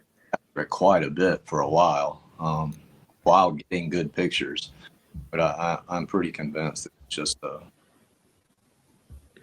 issue with the noise. Okay. Yeah, this is what I was talking about right here. Ryan's. Let's see if I can get back over here to zoom in a little bit. Those little black points behind the light. But it's cool where you're like, hey, wait a minute, is that noise? And you've kind of like corrected, adjusted that out of the your current thinking. And that's so cool too, being humble. And especially when you started looking into this 24-hour sun in Antarctica, or the possibility of it, you were making things and you were posting things. You're like, oh gosh, wait, that wasn't quite right. And you came out and said, that wasn't right. I'm going to delete that one. I'm going to put up a better one. And people, they may get triggered or go, wow, he was wrong. But you know what? Honestly, you're more right about a lot of this stuff than you are wrong. But the point is, you're not scared to try. You're not scared to capture things or notate things or make a statement like, I think this is what it is. And then if wrong, you adjust. That's amazing. Yeah, I mean, something I've learned over the years is if you're afraid to fail, you're never going to make it anywhere or do anything. So failures, I don't really believe in failure. I believe in lessons learned. So even though when I started demonstrating that, my explanation, it was working the whole time. Mm-hmm. I wasn't reading it properly and explaining it properly and laying it out properly, but it was working the whole time. And the reason why I know it was working the whole time is very simple. If I have a rotation in one place and I have another rotation in another place that is going opposite to the rotation, then I have an anti-rotation. So, and that was always the case. It's just what I was kind of laying it out and explaining it was causing a lot of confusion. And that's the main reason I deleted all of that stuff, was because I don't want bad, confusing things out there. I mean, I look at it this way: God's not the author of confusion, so nor should I. So I try to put out things that are at least understandable in a simple way. Mm-hmm. I got a little ahead of myself with that one just because I got kind of excited once I realized, hey, this is actually working. But yeah, now I've gotten a lot better at explaining. I've got several videos on it, several different ways it can work. And again, I'm not done. I'm going to be buying more and more stuff and fabricating more. I mean, I fabricate all kinds of stuff, man. I've made little concave moons that when I charge this up, it gives its own light. It's got craters. I've made spherical suns that light up on their own with sunspots on it. Got all kinds of different lasers and mirrors and prisms and just everything I need to really study optics and learn. I mean, we think about Isaac Newton, he's revered as some genius, and he was playing around with basically lenses, sunlight through the cracks of his office or house or whatever, and discovering things about light that nobody knew. Mm-hmm. Yeah. Joe, Effed Up World just joined. I'm going to bring him up in a second. Before I do, Shifty Eye Shady said, wasn't this guy supposed to go to Antarctica? Did you want to briefly tell about how you put your name in the hat early on? Yeah, I said I would have been willing to go. As a matter of fact, even after I told Will Duffy that I don't have a passport, so I got everything in order to get a passport and everything just in case for some reason I ended up being able to go. But I wasn't gonna do any sort of crowdfunding because I personally, I mean, $36,000, really more than that, because like Austin said, he's had a lot of money he didn't expect, which is always the case with something like this. I feel like that $36,000 could be put to much better causes. And coming from the kind of background I've come from, it's hard for me to just spend that kind of money on a 4 or 5 day trip, that's not guaranteed to show me anything. Yeah, for sure. But I was definitely open to going. Take all of my telescopes down there. I offered Austin I offered to come down to Florida with my telescopes and teach Austin how to use them so he could take them. So, you know, you can only take so much weight, that kind of stuff. And so, yeah, I mean. Hey, Joe, have you met Joe? I have not, but I've watched maybe not all your videos, but I've watched several of your videos and enjoy what you've been up to. That's great stuff. Yeah, if you Sorry, I'm want stuck in this position because I have this guy. He just crawls in there, and if I try to move, he'll start attacking me. you got your little heaters in there. If you turn your phone landscape, it'll fill up the whole screen for us. And then other than that, if you have questions or comments, I mean, it could be biblical thought or, you know, creation model thought. I mean, anything. Y'all can have a little chat. I do. Just one thing it was, I think maybe one of your recent videos, Joe, where you had, I'm guessing it was like a projected lights, and they were going onto a dome or something, and you were like looking underneath, it looked like, and you were seeing the opposite. I'd be interested in just kind of like a brief, you know, understanding of what that is, or how you did that, whatever, if that's what we're here for. But that was interesting to me, very interesting to me. Yeah, I'm not 100% sure because I've got a bunch of videos like that. Yeah, I'm sorry. It was one where you must have had like a camera in your hand, and you were kind of walking up to, it was darker in the room, and they looked like there was stars like on the dome, and like they were just kind of going around, but you were looking like at an angle or something, and it looked like they were going the opposite way, which was like very interesting to me. Yeah, I just posted, in the first part of this, I posted another better video version of that last night, or okay, this morning actually. But yeah, I mean, so that's just how the dome is manipulating the light. What I'm doing is I am projecting a star field. JT has actually seen how I do it. He was at the Truth and Freedom Conference, and everybody who came in to look at the model saw exactly how I did it. And so I just project these things onto the walls and the ceilings, and the dome itself creates holograms inside that look realistic. they look like they're right there, or like they're in a position or whatever, kind of. Yeah, and when I add in the superfluid ceiling, it just gets even more interesting and more cool and more accurate to what we physically observe in the real world.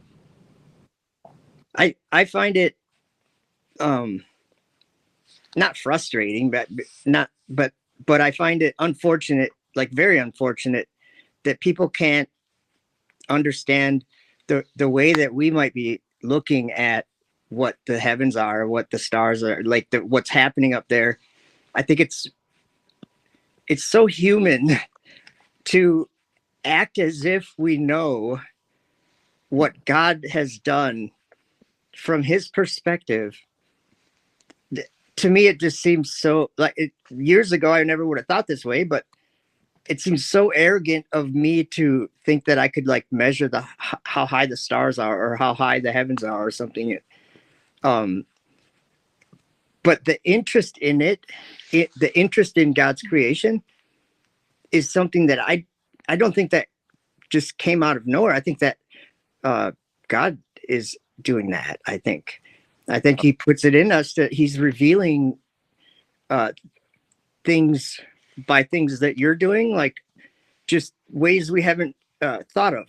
You know how it is when you've been thinking of something, and then you just think of it in a way that you never have before, and you become aware of that, and you're like, I never thought of it that way before.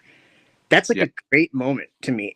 I would definitely say, like, one of my favorite verses is Proverbs 25:2, and it says, it's the heart of the Lord to conceal a matter, or the glory of the Lord to conceal a matter, and the heart of a king to search it out. And that's great. Very faithful with that for me. And it's like he gives me downloads. I like for lunar eclipses, that was directly from him, and how I figured out how that's occurring on the flat Earth model. And he Stuff used, I never would have thought of. yeah, That, he used my blood moon flight that I did in 2022, where we flew for the entirety of the blood moon eclipse, 11/8 of 2022, from 4 a.m. in the morning. We were in the air when it started, and it didn't finish until about 6:40, 6:50 that morning. And we witnessed the sun on the eastern horizon and the fully eclipsed blood moon on the western horizon at the same time. And it just taught me a lot being up there and capturing all that, and then just spending the time modeling it and getting his revelation and his downloads from his word. And it, like you said, it'll just hit you out of nowhere. And like one night I was in Charleston, and we had been down there filming sunsets and the supermoon and all that. And I'm laying in bed, and he just hits me with how moon phases work. And like, you understand it all of a sudden. yeah, and I'm like in my phone trying to make notes on what I need to get to make it and demonstrate it. And the funny thing is, I get home and I get all that stuff, and it works perfectly. Like, wow. So. Well, that was what, a half a year ago or something that maybe that I saw your video. Maybe did Dave Weiss maybe put that out a little bit on his channels? Maybe yeah, the one with the lunar eclipse. He featured it a couple months back as his featured video on the FE Clock app. That's that just like, who would have ever thought of that? Not me. It was so that's amazing. Pictures help, but it was really just revelation, because after I collect all this data, I spend a lot of time going back through it and really studying it and looking at, okay, what am I seeing? Why am I seeing it? How does this translate to the reality of what we observe? And then how can that be explained scientifically within the paradigm of what we do know to be true when it comes to optics? And then finding answers that actually align with the Bible. Well, it's funny because the scriptures actually guide me in that direction. I say it all the time. Scriptures are millions of steps ahead of us, but I say it all the time that the scriptures are two steps ahead of us in every way possible. Really not further than that, but that's just a kind of a good analogy, I feel like. And we're just trying to catch up, like, and we never will. So God challenges us. He, in a sense, he says, measure it if you can. And he knows we can't, but that doesn't mean we shouldn't try. Just because I can't do something doesn't mean I shouldn't try, which is why I love the verse in Proverbs 25:2 so much, that it's the glory of God to conceal a matter in the heart of a king to search it out. He wants us to search it out. 1 Peter 3:15, be ready to give a defense to any man who asks, a reason for the hope that is within you with meekness and fear, according to the gospel of Jesus Christ. All of these things tell us, and Proverbs 4:7, and all you're getting, get wisdom is the principal thing, and all you're getting, get understanding. We're just told to really seek truth and to pursue knowledge and understanding and wisdom. And I think in our current culture, we've really just taken our brains and given them over to the TV and the powers that be. And we're just falling in line in the bread and circuses, being distracted and entertained, which means to take control of the mind, and we're being amused, which when you put a in front of a word, it negates it. So we're being amused, meaning we're not thinking. And that's just kind of where we're at mentally. We've really been dumbed down, and we have a hard time thinking outside of the box and breaking free from this mass psychosis that has been perpetrated on the world. The entirety of the world. That's to me it signifies a lot of things that for me to kind of keep aware of from the Bible, from the book of Revelation and all of that stuff. Who would have known that there would be a world believing that they have everything known about. They've actually discovered everything there is to discover. In general, I'm just saying they know the everything about the universe, but they just make it up. But the world thinks that, and then they're gonna go there, and they're actually talking about going to a place where there's really nothing, or I mean, there's next to nothing, and they would have to, in my opinion, I think it's becoming aware to many of us where the real God is residing, is not some wispy invisible dream place. It's in the sky. It's above the sky, I guess. He's, in my opinion, he's probably where the North Star is. I think that's where where his throne is, and there's a lot more going on there that we might not see, but I do think that the whole sky is going around that, and I don't know if it's the star, but that was one other thing. Is years ago I took I have a 8-inch Dobsonian reflector, and I put a like a Sony, a 4K camera, a nice Sony Handycam, and I basically put it right on the eyepiece and filmed Polaris. And I did it more than once, and it's like red, white, and blue, or I mean red, white, and green kind of. And it's like that in Revelation 4 when John goes, he hears he's like a door opened in heaven, and he heard a voice, "Come up here," or whatever. And he goes up there and he describes what he saw, and he described those colors of that star. And then there's other things too, like I don't know if you guys like the Book of Enoch. I do. That book in chapter 71, I think it is, that book describes, well, Enoch gets taken up into heaven and shown a lot of the secrets and things of the heavens. And one of the things he said when he was up there, he said there was a crystal house, and he described it. It was hard to describe, I'm sure, but he said that there was 10,000 or 1,000 times 1,000 and 10 times 10,000 times 10,000 angels surround or circling that house. And I'm like thinking of, like star trails, that we get a sweet way to visualize what the sky's doing when we do that. And I was thinking about it like that. I don't know if I can remember, but I think probably the first time that anyone was able to actually like look at that way would have been only like 100 years ago or something, or maybe even less than that. But people could understand what they were doing, but to visualize it like that, I think adds some sort of not knowledge, because we don't really have knowledge, but it adds some sort of way to perceive it differently.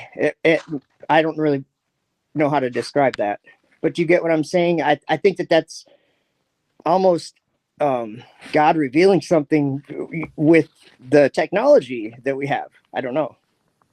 Yeah, I mean, for me personally, I always try to say it like I have my spiritual beliefs about the whole system, and then I have like my scientific theories and beliefs and assumptions and things like that. And so with the stars, biblically speaking, yes, the stars are angels.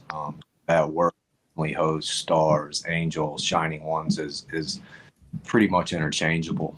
And in Revelation, we're told that the seven angels of the seven churches are stars.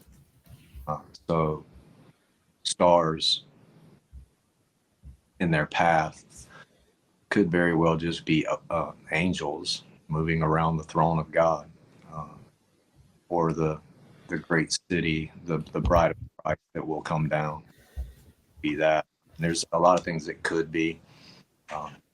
But yeah, I mean, I believe it's alive too. So I believe that our being, light is living. Like we're told, the earth groans, stones can cry out, that the stars pour forth speech. All those are attributes of living things.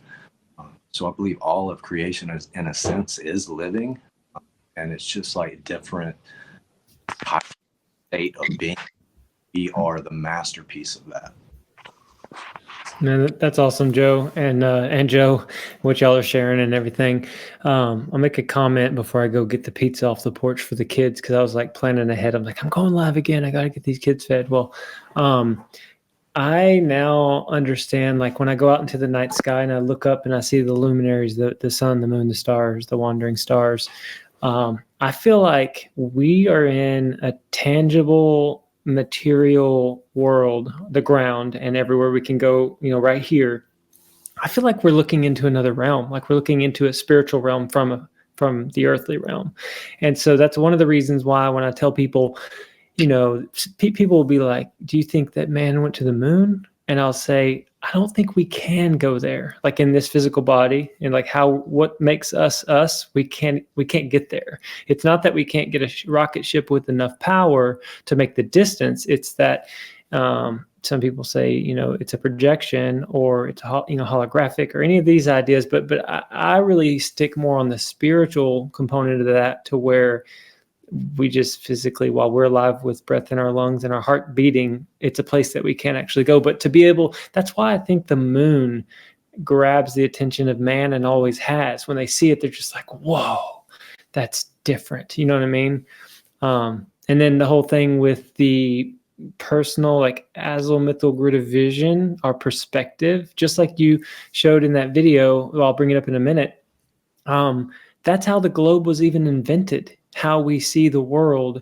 They, took the mathematics from it, which Shane has done a great presentation on the mathematics of this celestial, basically how we see, and the math put to it. Because I don't know if people really know that the dynamic and kinematic equivalence between, if it's a flat plane and the luminaries are closer and revolving over the top of us, or if we are a spinning Earth and the stars are really, really far away, you can math that out on paper all day, and they're exactly equivalent. The thing that we're talking about here on this stream is, well, what's the truth? Well, which one of it? Which one is it? It can't be both at once. That's just crazy.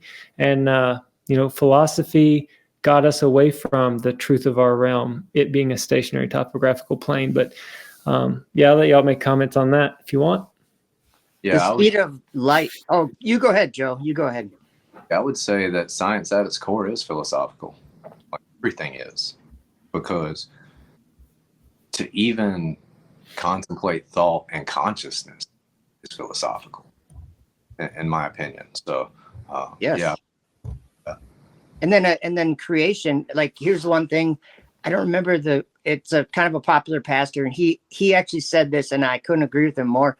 But it was like one of his sermons, and I actually made a video about it back a couple of years ago.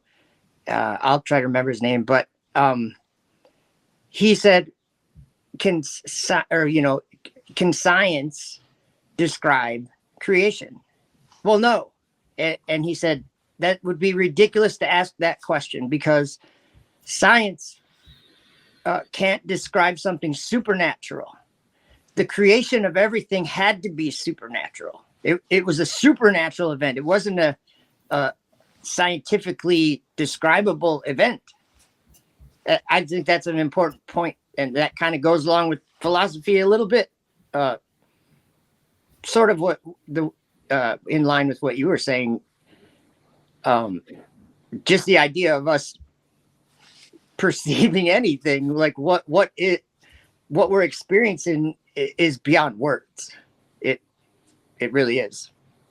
Yeah, I would agree. I mean, creation demands a creator. Mm-hmm. It does.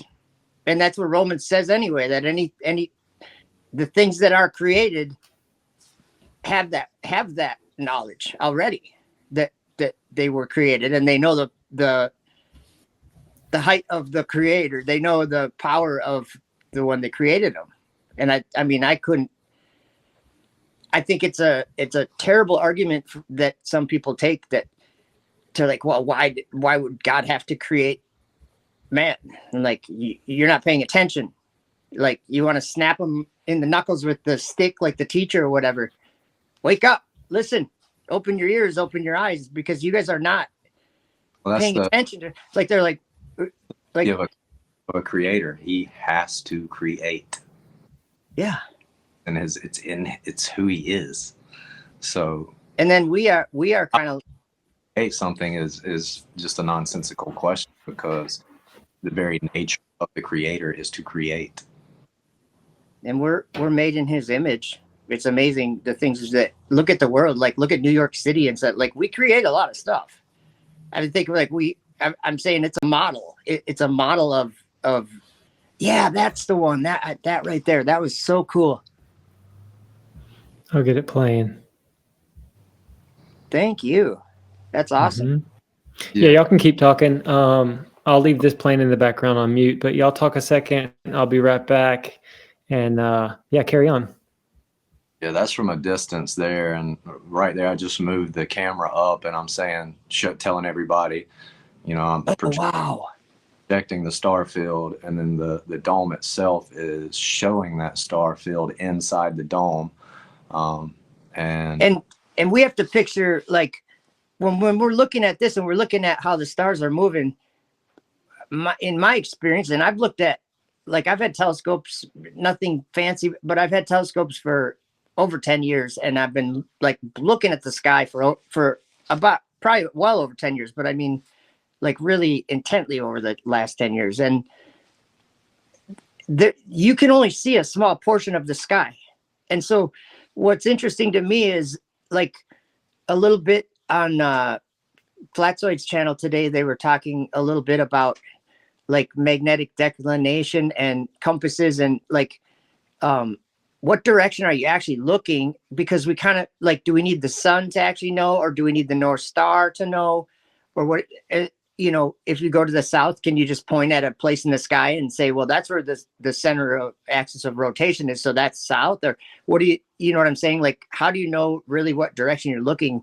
And that declination stuff, that's really confusing to me. Yeah, I mean, the sky, and one of the best ways I've learned to understand it is to draw it out on paper, put it on your ceiling, and then just play around with moving lights around it and moving yourself around the room, looking at it in mirrored reflections. Like, I've put the sky on my bathroom ceiling in one of my videos, and then looking at the ceiling where it's at, and then looking in the bathroom mirror at the reflection of it from the ceiling, and showing how that is what's happening with the dome. So understanding that compass above us takes a lot of time and effort to really understand the perspective. And so, like, if I go out in my front yard and I look north to Polaris is roughly 35 degrees above my horizon. So you live like halfway down the country somewhere, I'm guessing. Yeah, I live kind of in the upstate of South Carolina, in a town outside of Greenville, South Carolina. I'm 45 and I'm in Minnesota. So, but if I'm looking at Polaris, north is Polaris. Yeah, you're directly north. If you like, every time I'm lazy, and so when I am doing like tracking the moon or the sun or something, I'm using it's a Meade ETX 125. It's a very teeny little telescope. It's like pretty cheap, but it works great. And I have it just set at 45 degrees, so I just point it to the North Star, and it tracks very well. You know what I'm saying? And so that's usually what I am using. But I just lost my train of thought. What were you? It was something about what you were talking about. Yeah, I'm just saying, like, if I go out and I look at Polaris, I have to position the north at Polaris. So, like, if I'm drawing, I'm going to draw the N for north right there at Polaris, and then every other direction is south. So technically, not only am I looking north towards Polaris, I'm looking north south, because if I keep beyond, right? going south, so if I Well, look because east, north is in the center. I mean, you're talking about if you're looking at north, you're also looking past that to the south. yes, exactly. I agree. With I'm glad people are like you exist. Thank you. same thing with east and west too. Like if I turn and put Polaris to my left shoulder and I look east, then I'm also looking south. I'm looking east south, because if I far enough out, I'm going south. Same thing west. Yep. So if I right shoulder to Polaris and I look off to the west, why can't, like, here's what I don't understand. Why can't people that are still on the globe understand the simplicity of facing north? Like you were saying, if you're looking north and you see Polaris at 35 degrees, if you turn around, or like if you're facing north, you're going to see all the stars going counterclockwise around Polaris. But if you turn around and face south, naturally, since they're going around Polaris counterclockwise, when you turn around, naturally, all the stars are going to be going clockwise, because they're still going the same way. They're rising in the east and setting in the west, so they have to be going counterclockwise. But that's a relative term. Clockwise and counterclockwise is relative to an observer, and you have to choose which side of the rotation you're going to view from. Yeah, otherwise, it doesn't really exist. I've gotten rid of using clockwise and counterclockwise because it confuses how the compass above us is. So we already have it in Arctic and anti-Arctic. That's all we need to say. Okay. We have an arc in the north, and we have an apparent anti-arc in the south. Yep. It's like the if you were at the equator, you see like a perfectly symmetrical sky, equally on each. If you're looking east or west, I'm saying, you have like a matching left and right view.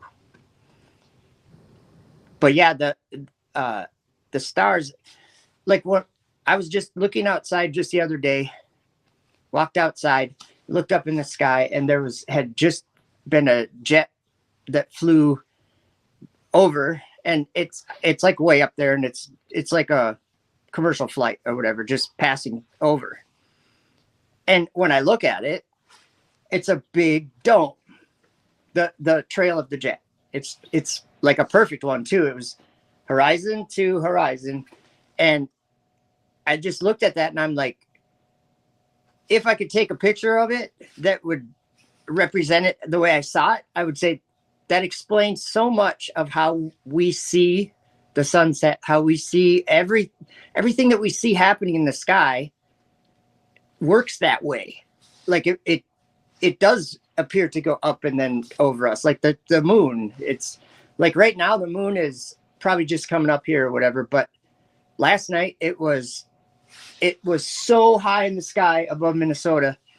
Like I would guess for you it was like right directly above you or something. It was like, not yet. It will be as soon as it hits full moon. Like I think it's going to be Sunday or Monday. It'll hit full moon. It will be at its closest point to Cancer, and it will be at its highest point in our sky for the full moon. So the moon changes. Like right now, we have a full moon that is coming high into our sky. But if you notice in the summertime, the full moon stays low on the horizon. It's like the sun is now. Because it's like the moon is like, full moon is always opposite the sun. So when the sun is on Cancer, the full moon is on Capricorn, which translates to it appearing to be lower in our sky. And when the sun is on Capricorn, the full moon is over Cancer, which translates to the full moon being higher in our sky. And this happens with the moon every month. It travels away from the sun and back to the sun between the tropics. So when it's close to the sun, right now, it's lower in our sky. When it's further away from the sun, it's higher in our sky. And then that switches summer winter. So for our summer, when the sun's here, the full moon is lower in our sky, and the early and late phases are higher in our sky, if that makes sense. I'm trying to follow you, but I think Just I moving, understand when you were saying sort of like the sun does throughout a year, the moon does in like a month, right? Mm-hmm. Because yeah. So the moon moves between the tropics monthly. We get the analemma of the moon every month. We get the analemma of the sun every year. every year, okay. So the moon, man, you get some weird angles on, or some steep angles on that, I'm sure, like compared to the sun. People first start paying attention to the moon, they start saying, oh, it's doing crazy things, it's doing weird things. It's because it seems like it is, because not only is it moving 50 to 55 minutes every day, every time we see it, it's 55 minutes. 5 minutes. Yep.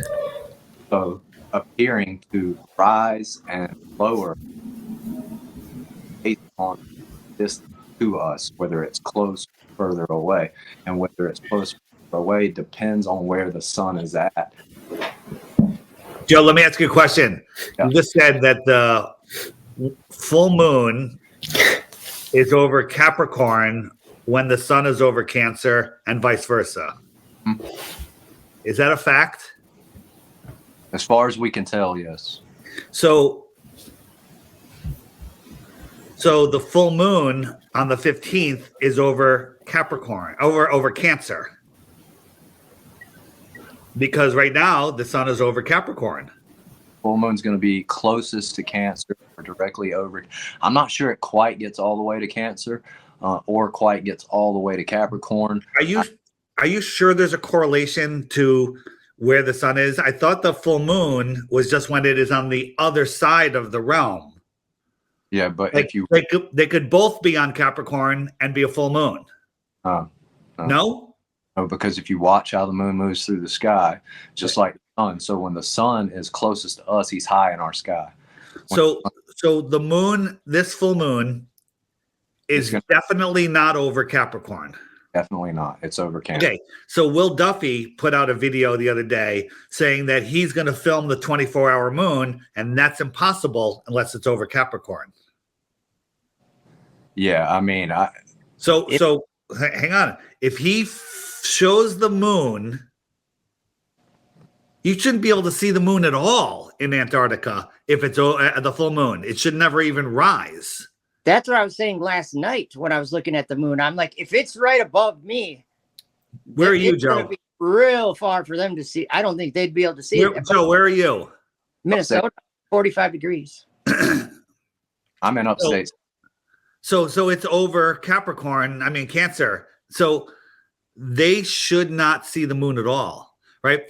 It should be far. I mean, if you're in the south and you can't see Polaris, the same principle seems to apply. I mean, like the moon, I don't know though. So right now, if you want to see a 24-hour moon, from my understanding at this point, I haven't been down that far. I haven't been able to go that far. So this is just the way I'm perceiving how it's working in the realm with what I've tested so far and what I can visually go out and observe. So your waxing crescent, your new moon, all the way to your first quarter moon. The first quarter moon is always going to be closest to the equator. Your very first new moon waxing crescent is going to be closest to wherever the sun's at. So if the sun is over Capricorn, from your new moon waxing crescent to your first quarter, you're very likely going to see the moon for 24 hours with the sun in the sky. Once the moon crosses back over the equator into the northern part of the hemisphere, you're not going to see that 24-hour moon for those 14 days until you're not going to see the moon at all once it crosses the equator. Until you get back to the third quarter, which is then coming back across the equator back towards Capricorn. Right. So on the 15th, when there's a full moon over Cancer, people in Norway should have a 24-hour moon, right? Yeah, and Iceland, I know this for a fact. If you go on timeanddate.com, during the northern summer, for like a month, see a full moon. How does that work, though? How does that? Full moon is over Capricorn during the northern summer. And Iceland is so far north that it can't see that.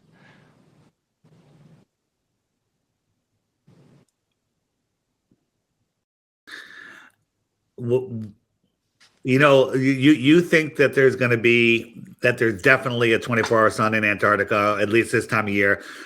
You might be right. I think that there's a chance, I don't know what percentage, that they're going to try to project, not the sun simulator, that's a red herring, if you ask me. They're going to try to project a sun. Now, I don't know if they can or they can't, but let's imagine that they can.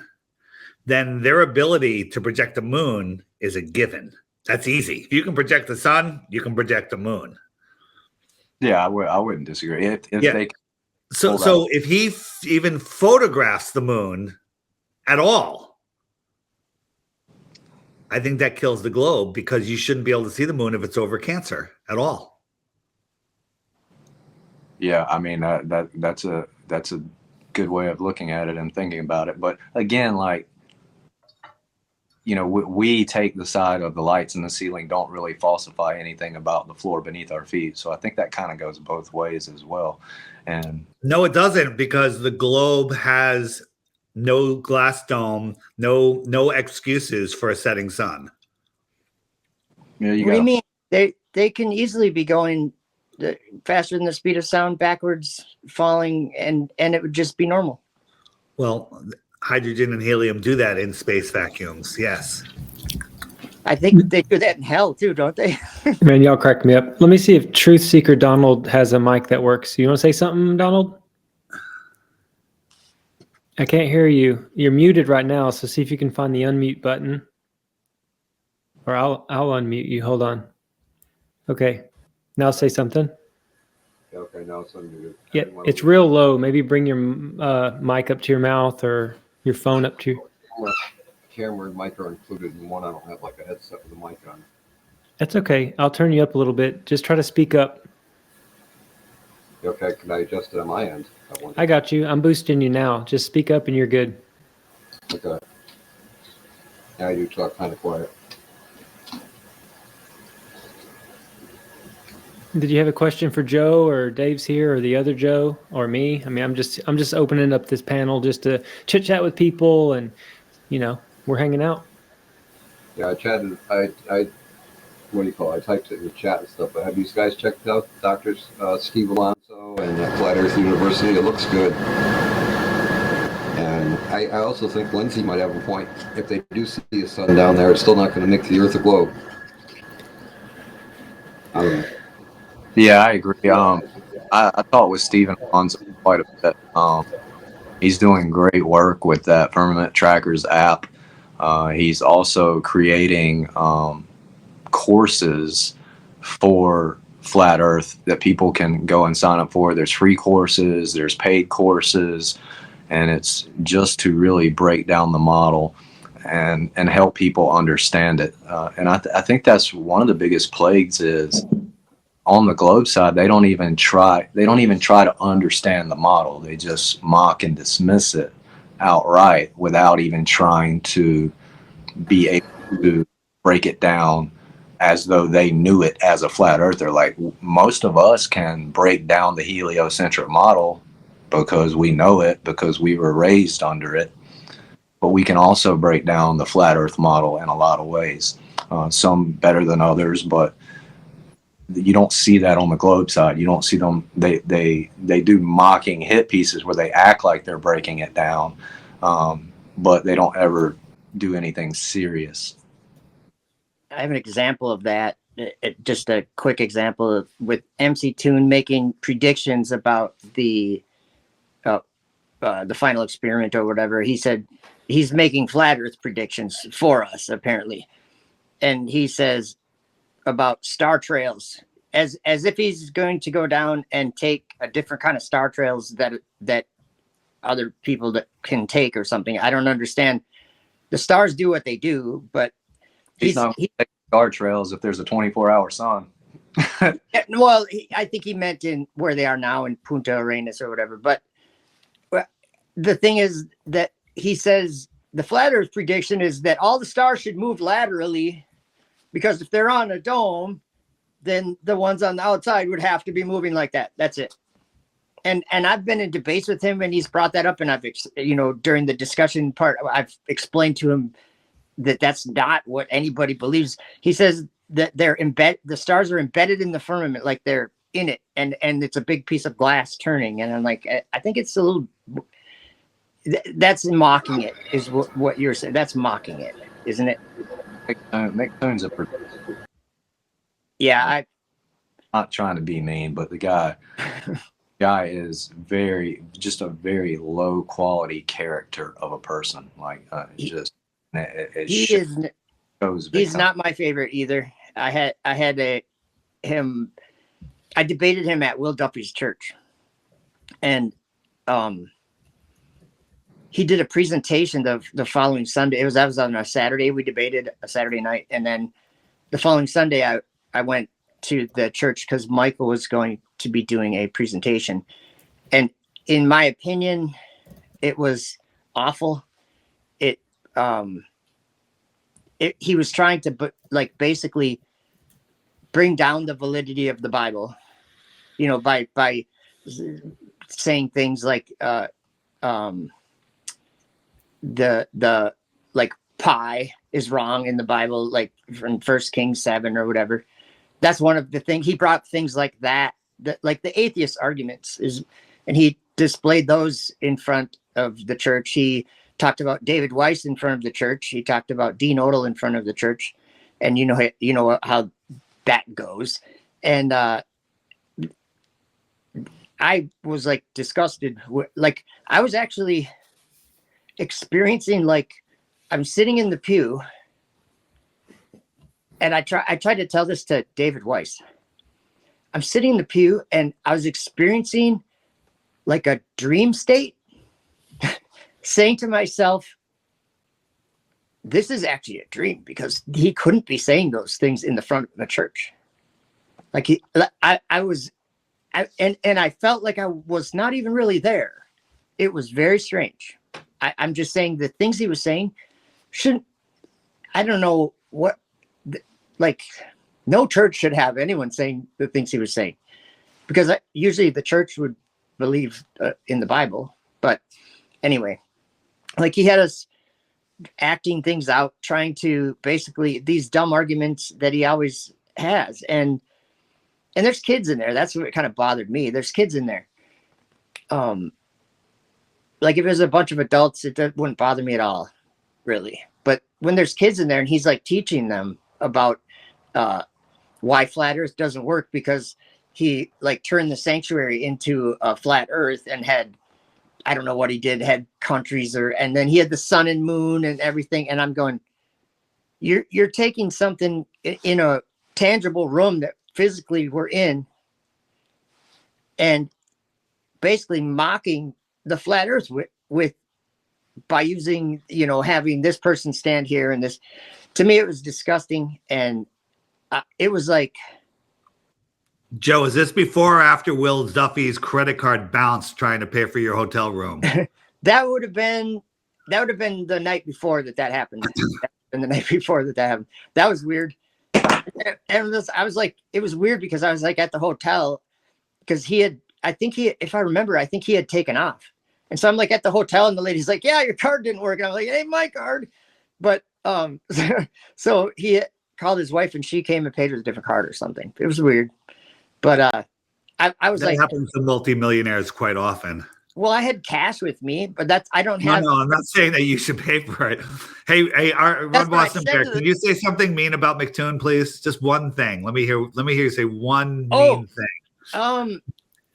Why don't you go watch the video on my channel 4 or 5 videos ago that it's called McToon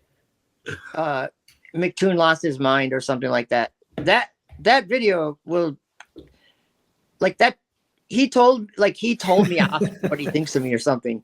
It was insane. It was just insane. He did he tricked me onto a live stream under false pretenses. Well, first of all, there's someone, I can't remember his name. He always kind of makes super chats to Jaron, and Jaron says his name 2 different ways. I forgot his name. Anyway, seems like a nice guy or whatever. And he had emailed me and to see if I wanted to debate. And so MC Tuna had mentioned that to me. We do that debate on Monday or something like that, or that's what I was thinking. And then I got on there, and I also thought we were going to be talking about star rotation because those guys they say false things, and even if they're just a little bit false, they're misleading people because they really don't even understand what the sky is at, the direction things are moving, what the sky's doing, and they're trying to tell people like Craig from Fight the Flat. I just have to say this. He was trying to tell me that the stars, like they actually changed direction somewhere. And I'm like, like Craig, you're supposed to be the globe guy. On the globe, it's just one rotation. The stars all just move together at once. On the globe or in reality, if you look at the sky, they're just moving east to west. And then I'll just say, some of these people aren't here to defend what they think or believe, and I don't want to just like have a stream where we're talking about these globers. But to answer Dave's question, like, oh shoot, my pizza was raising my wife's standing desk. I'll say you will know them by their fruits, and I think that Robot Polisher displayed some interesting things about McToon's reactions to this, because I mean, in my opinion, a man looking into the shape of the earth or science or, the medical industry or, governments, any conversation should be able to be had without people getting like losing their mind. If I have a belief or a thought that's different than what you believe, Dave or Joe, y'all don't get mad at me and like scream at me because my belief differs than you. But I also believe that like we live in a realm where our world, it's been set up to where mankind has been programmed to react like that, vehemently attack the other person. And division is one of the big things, man. So, I don't know. I just try to stay away from folks that can't stay calm and have a conversation about different topics. If they can't compose themselves, it's like, I don't want to talk to you. But let's see. Either. I mean, that's stooping to their level. But yeah, I mean, I agree. I think that it's awesome when we can have like I've had tons of great conversations with people who are globe proponents, where they didn't get mad or upset. And I've had a bunch where they get very vitriol, just visceral, angry, upset, emotional, even people very close to me. But then again, I've also seen those people who get very emotional and very upset turn around 2-3 months later and be like, hey, man, I'm sorry. You were right. This thing is most definitely level. Like, so that's cool as well. I always am too optimistic going into a conversation like that. And then I get into it and I'm like, this isn't what I was thinking. You know what I mean? Or a debate or something like that. And then I've learned my lesson. I think those guys aren't really in a debate for good faith reasons. Well, a lot of the times I think that they're confused. They think we're wrong. We have to be wrong. They think a flat earther is uneducated or ignorant or stupid, or they think we're trying to deceive like malice. But I mean, generally when I talk to people, they know that I'm genuine or I'm at least being honest, because I don't get triggered very easily and I don't attack back. I'm just like, okay, bro, if you're going to take it there, I mean, I guess the conversation's done. And then I say to people, I could be wrong about this. I could be wrong about certain aspects of what I believe the realm to be, or flat earth in its entirety could be wrong and I could be deceived. But I always say, but I don't think so, because if you just take measurements, let's just talk about water finding its own level, or, the earth being a stationary topographical plane, that's been proven with just military equipment. Even my buddy, Mr. F-15, I mean, he flies F-15s and he has broken it down to me how radar works and how the pilot in the front scans at the horizon and above, and the guy in the back scans at the horizon and below. And he explained to me how enemies could fly up from under the radar if it was a sphere Earth, and that doesn't happen. And he even talked to me about how he's in the back of the plane and he's notating thunderheads that are popping up at his horizontal. So let's just say that he's at 30,000 feet, right? His job is to mark thunderheads at 20, 40, 60, 80, 100, and 120 nautical miles out from where they're flying at their horizontal. And then he realized, wait a minute, if we're on a sphere and the clouds and everything contour to the globe, the ones at 80 and 120 nautical miles out would not be at our horizontal. They'd be below, but they're at. And so I'm just like, more and more people I meet, I'm like, this whole heliocentric theory is bogus. And you look into the history of how it even came to be, it's not even 500 years old, the idea of heliocentrism. You look at Nicholas Copernicus, a Jesuit priest, and got passed down through the Catholic Church. And it's like, wait a minute, I'm believing just something man made up in his mind. And you can listen to crow777radio.com, where he really breaks down Copernicus versus Tycho Brahe, because Tycho Brahe actually had the equipment like Joe out in the field, notating the stars, naming tons and tons and tons of them, where, Copernicus was like chilling inside and came up with this idea, quote unquote. So for me, I feel like I've been set free from deception and lies. And then people who just want to hang on to that ball Earth get mad at me for asking questions, investigating, and finding the truth. It's like, why are you mad at me, bro? You should be digging for the truth too. But anyway, that's my speech. Hey, Joe, I want to bring up one thing. So you think that there's a circling sun in the south due to the reflectiveness of the dome, right?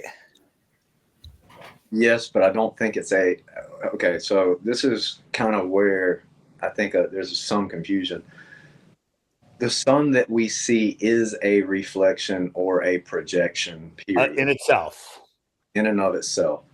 And the sky system presents it to us apparently, no matter where we're at. I think is probably my best way of describing it. Right. I can see that. So my thought is the idea of being able to project a sun into the southern sky isn't that far out there. Yeah, I mean, I think it would be a lot harder than we think it is to project. I think there's a lot of things that are hard. Flying all those drones and beautiful formations, creating dragons in the sky and stuff like that. I think that's hard too. But I think that there's technology that I don't even think it's that hard. But here's the thing. I'm not saying they're going to fake it. I'm saying we need to just be ready if they try to fake it. And as Jaron says, let them fake it. We'll see through it. But I'm getting that feeling. I'm getting the feeling that they're likely going to try and fake it if the thing even happens. Right now, it's looking like it's going to be cloudy the whole time. Yeah, I think it. I don't know, and that's the thing. Like, just going down there for 4 or 5 days isn't proof of anything. Like, other than, did we see an apparent 24-hour sun? Yes, we saw an apparent 24-hour sun. What can we extrapolate from that? We can extrapolate that we saw a light in the sky do something that we didn't expect earlier on in our journey of flat Earth, but now that we're deeper into our knowledge of flat Earth, we can fully expect that and even explain it within the assumptions of the model. So it's the beauty for us is we can go back to the drawing board. And right. They cannot. But I mean, the fact that we're discussing a helium and hydrogen gas ball in a space vacuum and what its movement does is ridiculous in itself. Exactly. It is. All right. I'm going to jump out. All right. Good seeing you, man. Don't fall. I didn't watch your video yet. I'm going to watch it after this. Yeah, it's probably my better one on Star Trails to this point. All right. Joe Hanvey, I don't even know if I'm subscribed to your channel. Yeah, you can. I think JT put it in the I think I saw it in there when I was trying to get in. So yeah, I might be subscribed, but I might not. I'll have to look at that. Wait till I get off. Yeah, I think that there's some, it says in Enoch 93, and it's like a, I don't know exactly how it starts, but it's something like, who can look at the heavens and know what a spirit is, or where it comes from, who can measure the height of the heavens, who can comprehend it's a little bit like Job 38. It kind of puts things into perspective about us, like being able to like know all these things. And here's another thing about predictions, like them being able to predict eclipses, the path ahead of time, using the heliocentric whatever. Yeah, that's called soothsayer stuff. That, what I'm saying is, like, if you can do that, like you can predict things, but where are you getting your prediction from? From the Like, Saros. What's that? They get it from the Saros cycle. It's just like I think if you break it down completely, it's like a 19.1 year cycle, and the eclipses just are on a repeating cycle. So if you've studied the eclipses for 20 years, you can predict eclipses, and they say they predict them, and they can, because of the Saros cycle. But notice as the eclipse gets closer, who are the people who like reach out to these content creators? Like a precise prediction years ahead of time. They actually refine the prediction as it approaches and gets closer. Yeah, to me, like, predictions, it's misused by the globers. I'm just saying that the idea of predictions, like, you can't even predict where the sun is or something like that. I'm like, yeah, I can. Like, all I gotta do is go outside. It's going to be out there tomorrow. It's going to be like, and yeah, like Joe Hanvey, like you're saying, you actually seem to have a really good understanding of where exactly they'll be in the sky ahead of time. So of course, predictions can be made, but I think it's Saab that points out that's not really a prediction. It's only based on something that you've seen before, and you've noticed that it's consistent. So there's a pattern, I mean, that's how we have a year. That's how we have even a day with the sun. I just don't think that it's even a prediction. I think it's just like taking advantage of. Well, I mean, you can predict your watch. You look at your watch every day, you can predict it. The sky is a watch. So. Yep. DJ Curious. I did a while What's back. up, guys? How's it going? Hey, Joe. What's up, Effed Up World, True Seekers, RBB? I don't know if I know Galactrax. Joe, it's very nice to virtually meet you. Yeah, you too, man. I don't know if you watch Strange World or not, but... No, I don't think I have. Oh, okay. Well, we're big fans over there on Strange World with Mark Sargent, Patricia Steer. Okay, cool. A lot of people in the chat. Yeah, I've been following. Patricia has been especially interested in your videos and following this while the final experiment is embarking. And so she would love to have you on the show if you're ever interested. Oh, yeah, sure.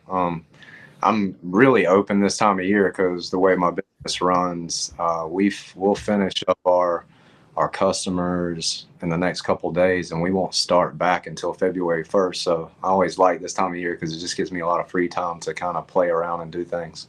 Concrete? Nah, I'm in agronomy, so my business develops nutrition, pest programs for turf. Okay, So more cool. summer thing. Sorry. It's all good.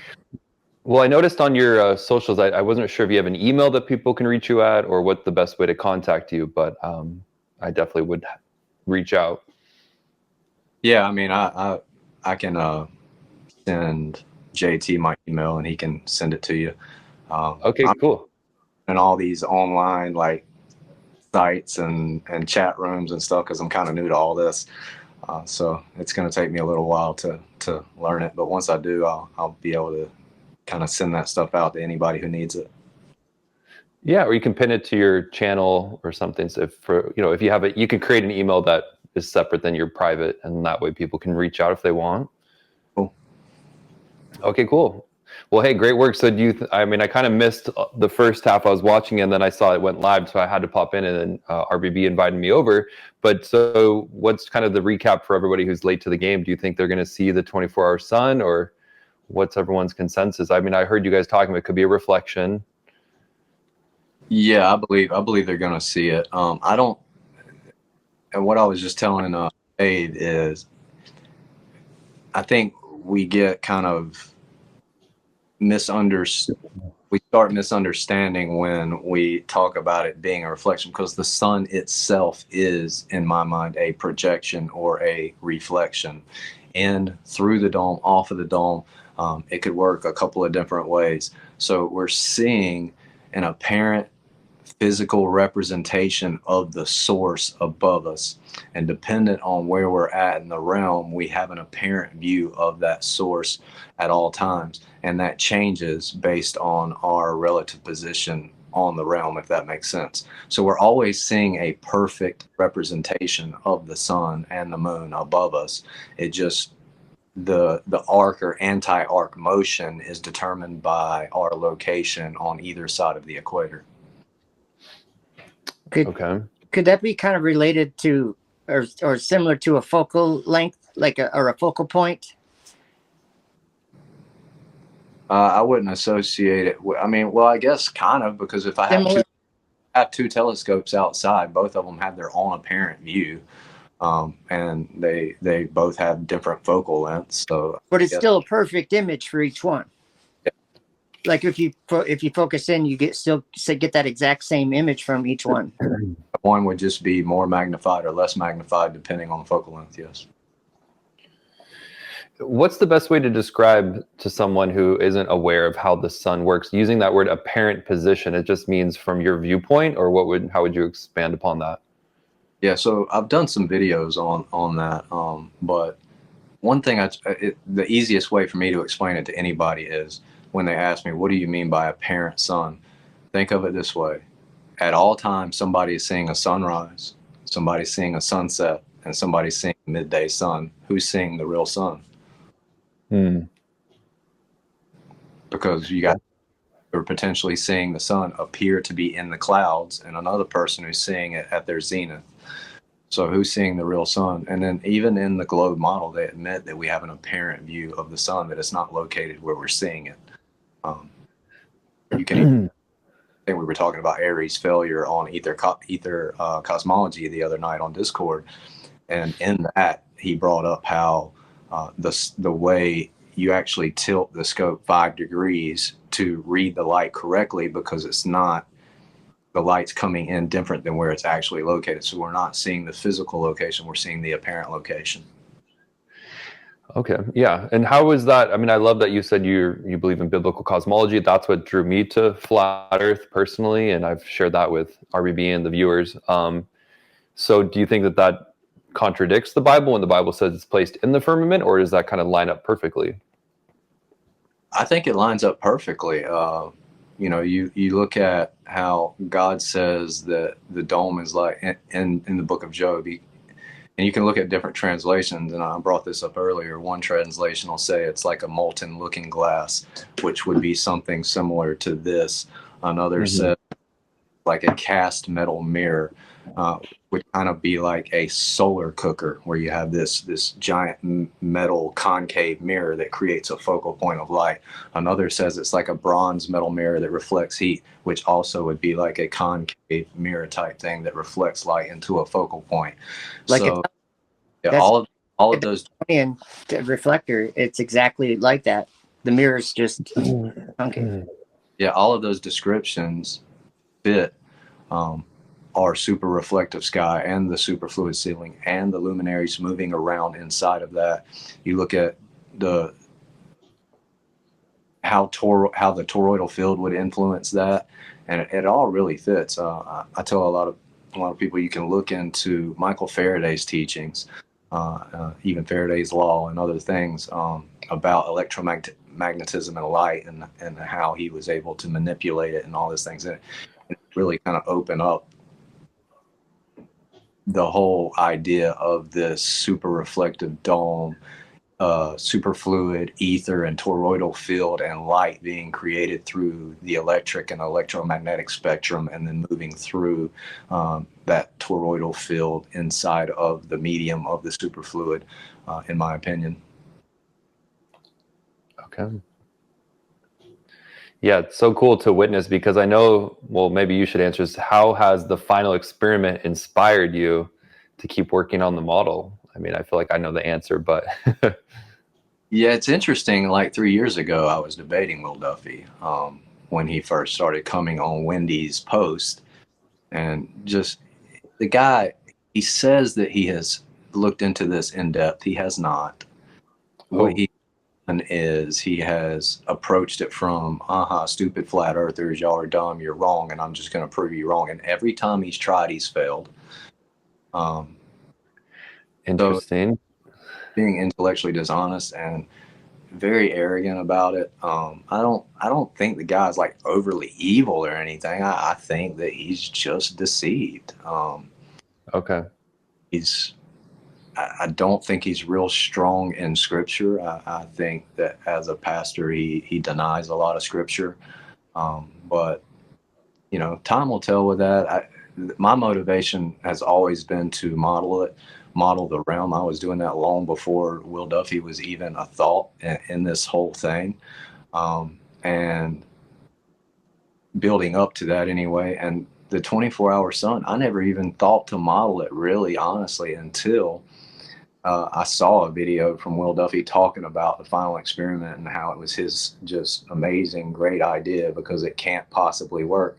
And at that point, I had never been one to say it couldn't work. I was always in the camp that we didn't have any evidence of it, so it probably didn't happen because we didn't have any evidence. But I hadn't dug into it really, really heavily, and I had already been modeling a lot of different stuff. So I was like, why not try to model it? The truth is on our side, and if Scripture gives me any clues, then I can use those clues to test. And if it works, it works. If it doesn't, it doesn't. And it works. Like, people can say it doesn't all they want, but I can show that anti-rotation in the southern part of the zone. And that's all I have to show that it is possible. And Will Duffy even admitted in his first live interview on TFB, which was with me, I asked him specifically, I said, if we're in a dome, if we're inside of this enclosure, does that not mean that there are a lot of variables with the sky that could cause the lights in the ceiling to do things we don't understand? And he said, I can grant you that.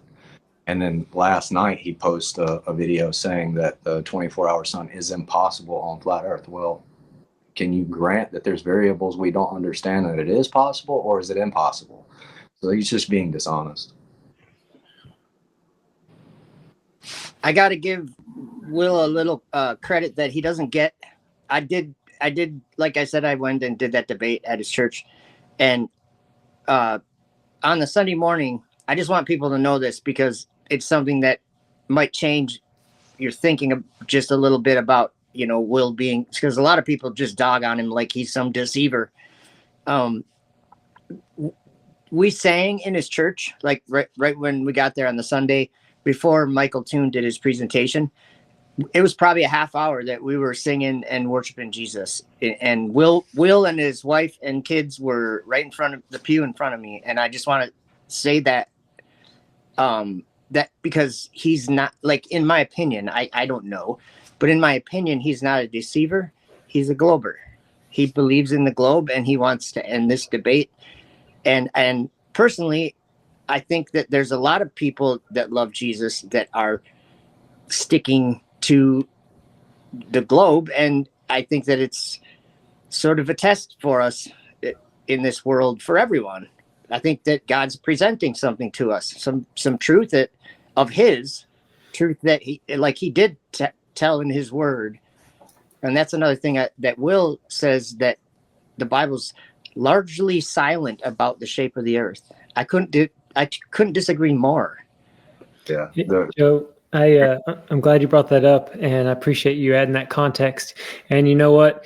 For some of our globe friends, Galatrax actually taught me to call folks our globe friends rather than just globers. If they have a relationship with Jesus and it's alive and well, and they trust the Messiah, if they're wrong about the Earth, that's not even a big deal at all. Like, they're just deceived or confused. They don't understand. And sometimes I wonder if, this is a hypothesis. What if the creator allowed Will Duffy to be confused about what he created, only to open his eyes, not because the sun does something? Like, what if right now his eyes are being opened up and he's having personal conversations with Whitsitt and Jaron and, Elizabeth, and it could be that many of these men have the opportunity and the potential to see things differently.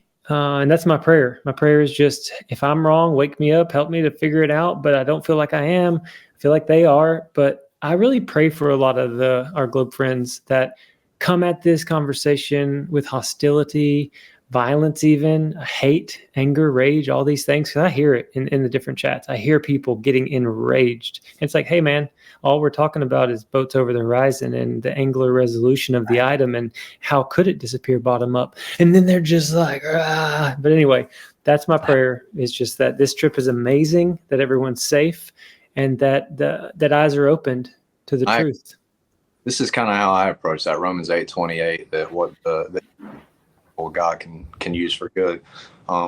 So the day that Will Duffy decided to go after Flat Earth, he doesn't realize how many doors he's opened for people to walk through into the truth. So regardless of his intention, people are being exposed by him and through him. So for that, he's doing a great service to the Flat Earth community. Whether he's against us or not, it doesn't really matter, because he's opened that door. And once you open that door, people are gonna walk through it, period. Yeah, you're right. Hey, I want to go 1 second over to Truth Seeker Donald again. His mic's kind of bad, so let's give him some space. Unmute Mike. Unmute Donald. See if we can hear you real quick to ask something or say something if you want to. I was poking around looking at the Antarctica there, and at the center of it. I don't know if you could bring that up. I've got it up, but I don't got it up now because I just wandered off to where all the problems are going on in the world to look around. Yeah, I can pull it up. I know you were mentioning in the chat that it looks funny. So you can stay off of mute for a second.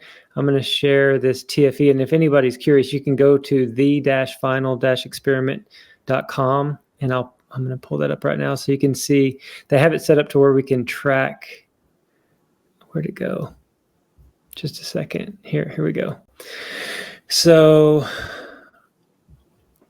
you can go to the site. I like, once I'm here, to hit participants, and you can see, on the Flat Earth side, you got Jaron and Kingdom and Concept. Oh, this was basically who he talked to and who he interviewed. Antarctica Bound. This is the link in the middle. It shows that Jaron accepted, Whitsitt accepted, Elizabeth accepted, and the folks that declined. And then you can see on the other side is our globe friends. And what's neat is you can read the offer, see GoFundMe pages. But on the home screen, if you scroll down just a little bit, you have this globe, and you can move it around. And of course, you guys, this is just a projection, which doesn't mean they're on a globe. I know that confuses a lot of people. The flat Earth, like if I was standing right here in Columbia looking up at the night sky, the flat Earth with our curved visual space and our azimuthal grid of vision, the sky would look exactly the same, or the limit of our vision. What we could see of the sky would be identical mathematically. That's something that a lot of our globe friends don't want to believe or don't understand, but it's true. They're kinematically and dynamically equivalent, but you can move this thing around. You can see like Jaron left from this area, Whitsitt left from Florida. Candace Owens, producer, he was over in the United Kingdom. You can track their little dots on where their planes flew. You can see right now, all of them currently, if you zoom in, all of them are in Punta Serenas. So you get closer and closer and closer. You can see that these little tiles are basically stacked. Now, this is probably not their exact location, but it's pretty fun. Now, Donald, let me know, you said go look at Antarctica. And now what were you talking Yeah. about, the shape? Well, if you zoom in and you're able to, zoom with the mouse wheel and go to the center and pan around and stuff, it turns into like a 8-pointed, it looks like all airfields and stuff. You got to get the right position. You're in the right area. Yeah, I've messed with Google Earth before too, where you zoom in on particular parts. Do what? Your right mouse or whatever, I think. Yeah, I'm trying to zoom. I mean, you can see this part super weird, but I mean, this is just an app or a program, a projection. Well, if I could show mine, it's really weird. Yeah, yeah, I'll stop sharing. I'll come over here. You can share screen if you know how. I'll try. I'm also curious, where are they on the flat model? Because I haven't figured that out. Right, if you pull up that. Okay, here we go. Oops, hold on, I'll get it back. Show. Okay, your screen's up. Hey, you see it? Yeah, it looks like a hexagon or an eight pointed star, but again, this is just a projection, and even on Google Earth, it's supposed to be perfect. There's like pie slices and seaming together, and the question from flat earthers often is, why would there need to be seams? Why would there need to be pie slices at the bottom if it was just Earth? Wrapped it around the ball. Right? Yeah, for sure. But what you asked, DJ? Curious, because I had a response, but I forgot what you asked. Oh, if we had a image of the flat model, where exactly are they?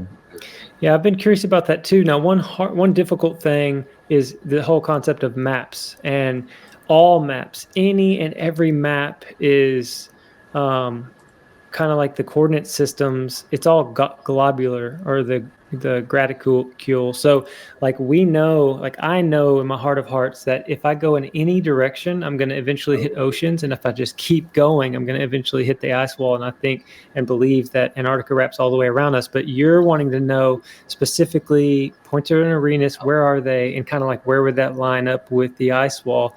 That's difficult because once you get south of the equator, the land is smushed, like Donald's showing us. Like it has to be smashed. All of it has to be smashed and contorted and mashed to fit. And so, in my opinion, is there's a lot more waters. There's much more waters, and there's probably a lot of land that we don't even know about because we don't, quote unquote, go there very often. But yeah, I get your question though. Yeah, I'm just curious if we pulled up a flat map, we could point it out to where Union Glacier is. David Weiss just showed on Flatslide Show. Someone asked him that question where it was on a. He actually had a map, and it actually had what is it called, ALE or something. Mm-hmm. It actually had Union Glacier right on the map on the where it was. Okay. Yeah, that would be cool to see if you can pull that up. I don't know where to get it. Too bad David Weiss wasn't still on here. He just showed it on Flatsoid's channel, like on his presentation thing. Okay. I can go look.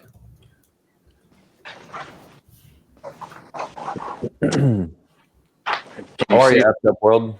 Oh, here we go. So they're gonna be right here in this range. Right in here. Actually, is somewhere right in. Yeah. Yeah. So they're going to be somewhere right in this range. Okay, cool. So that makes sense because that's why they're in South America and they're just going to hop over. Well, I loved watching your rebuttals going back and forth with Will Duffy. It is interesting how he pretends to not know the flat model, but then he was making videos rebutting against your videos, and you guys are going back and forth. It seemed like every couple of days you must have been just working your tail off. That was really fun to watch, though. Yeah, I shouldn't have got really. Really, I shouldn't have got that involved in that. I don't know why I let that draw me in. No, it was great. Everybody was, all of us at Strangewood was just going, oh my God, here he's like, you were determined. And I think that's exactly why this is fun. People learn from that. Funny Yeah, though, we did a podcast with Answers in Genesis, and he told them that no flat earther has ever tried to show him a 24-hour sun working on the AE map. Yeah, so you're doing good things for the FE community and getting a lot of attention from everyone. Yeah, it's awesome. I was going to say, if you click on the travel part of that map there on that site, it does have the line going to where they're going. It's hard to read, but it's there. Wait, what did he say? He said that it's showing it on their site. It's drawing a line to where they're going. They're going right between these two little mountain ranges in Union Glacier Camp. You can find it if you go on Google and pull it up. It takes a little bit of time to kind of find it and zoom in on it, but it's there. Well, okay. Screen shows us anyway. Yeah. So crazy. I mean, you would think if you're in Will Duffy's position and you're a pastor that you would have a little bit more just curiosity for, wait, what are you flat earthers saying? We're saying that what is spoken in the Bible is scientifically our reality. And we're trying to prove that scientifically with the method, observing, repeating, measuring, all of the things, right? And he is going out of his way to not really take it seriously and disprove it. So I do wonder if this is kind of God's way of going, all right, let's just, God's on his time, he has a lot of patience. For us that went seeking this truth, just like myself, and found it to be compelling and wanted more and more and more, because it finally made sense why we see the sun and the moon move with our own eyes. Different things that never added up with the heliocentric model now make more sense just from our own observation, right? So I'm kind of hoping and praying, just like you, Joe, and the rest of us, that Duffy, this could be a humbling experience, like what Boston Bear was saying. Maybe they're having conversations, and maybe Whitsitt and them, they can bridge the gap, and who knows? But it just kind of seems unlikely that they won't see the sunset, right? I mean, I'm over here in the United States in the West Coast, and I saw the sun basically overhead at noon today.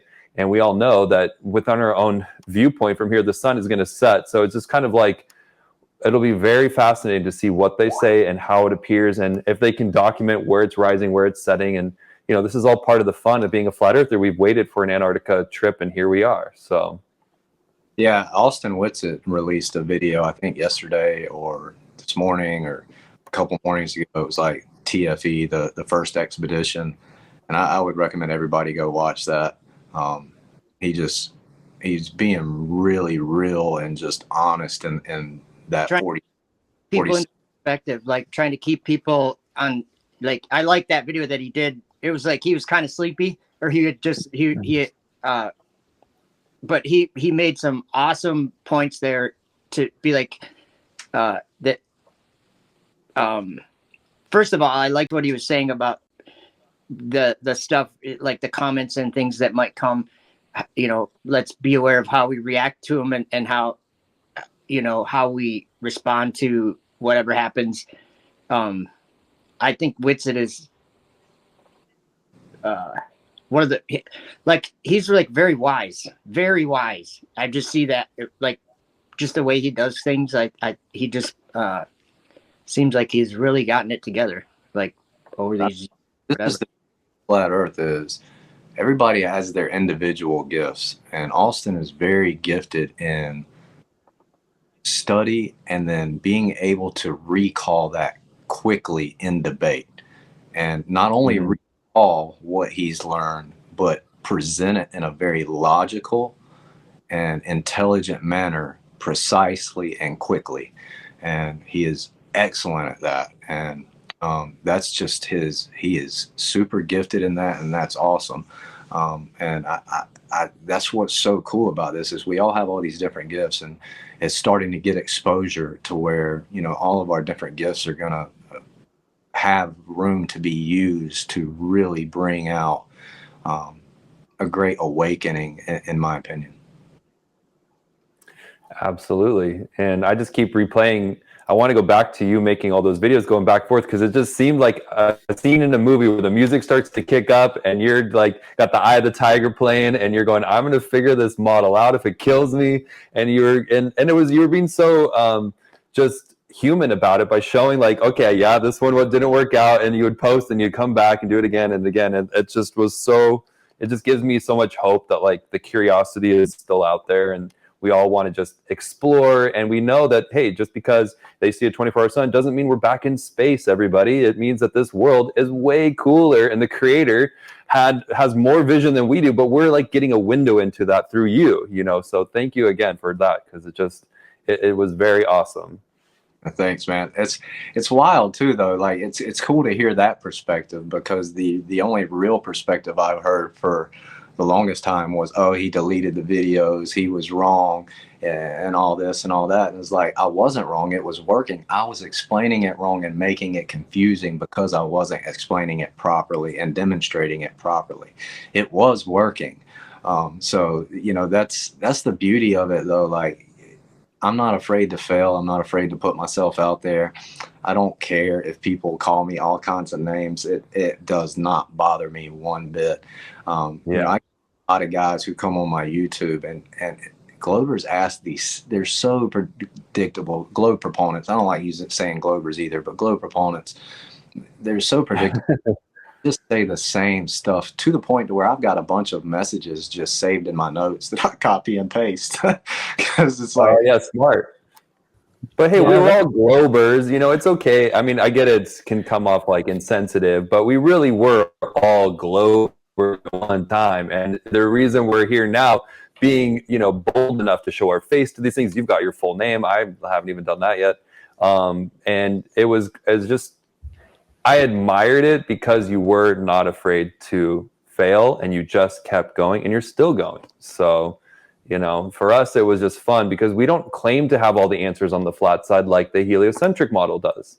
They want us to just believe things without questioning, and then you just sit there, you know, moving on with your life, eating fast food, and, you know, maybe not everybody, but you know what I mean? It's like we're so conditioned to this way that just trust the experts, and it's like, no, guys, if this is real, if flat Earth is real, it's just a simple way of saying the Earth is complex, and it's really freaking cool, and there's a purpose here, and God is real, and all the things we hope deep down are coming true. And I'm just so happy to be a part of it. And you know, I got to say my 2 cents. So that's kind of that's what DJ Curious has been thinking. And us at Strange World, please come on the show and share your journey. Our viewers, they watch you and they would love to see you on. So yeah, man, just let me know when, and I'll be more than happy to come in and hopefully share whatever I can.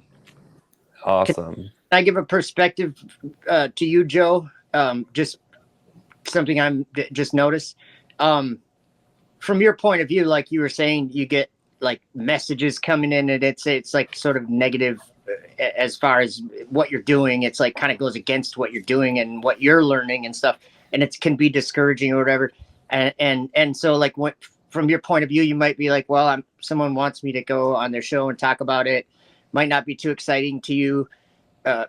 Because it's, you know, you're just going to continue to get these comments of these people coming in, but just know that to others of us, it's very insightful. Like the things that you say that might not be very exciting to you or new to you, to some of us, they're mind altering things that we never thought of before. So the idea of going on Strange World, it might not be very exciting to you, but for people like Mark and the people that I was going over to watch that, and then I sometimes would go to Zulu One's channel, which is, we lost him, so R.I.P. Zulu One. I love that guy, but yeah. So it is like what you say. It's more exciting to other people than it is to you, I'm sure, is what I'm trying to say.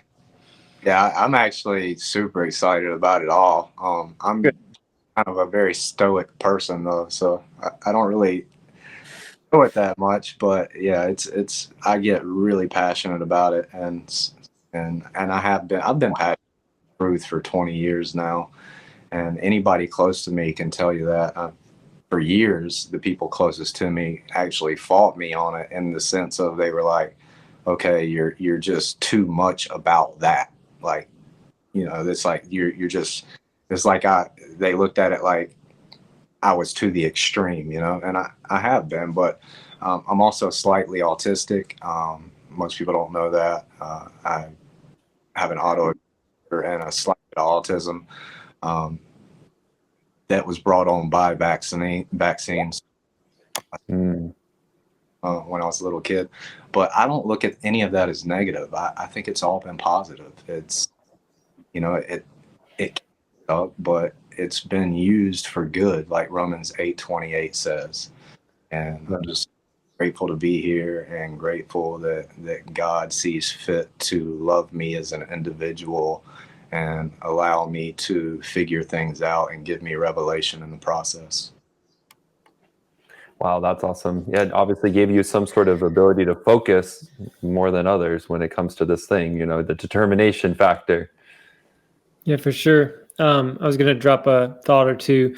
So I care about truth, and I only care what the creator thinks about me. So me having care about what somebody thinks about what I'm looking into, only the creator, only the Father above, I want him to be proud of me with how I time manage and how I try to balance the family life and the kids and, you know, and then this truth seeking, because it can be, it can take a lot of time to do this. But, you know, I think a lot of people don't even want to start, because once they start, it's like, oh man, this is massive. The amount of work you have to put in.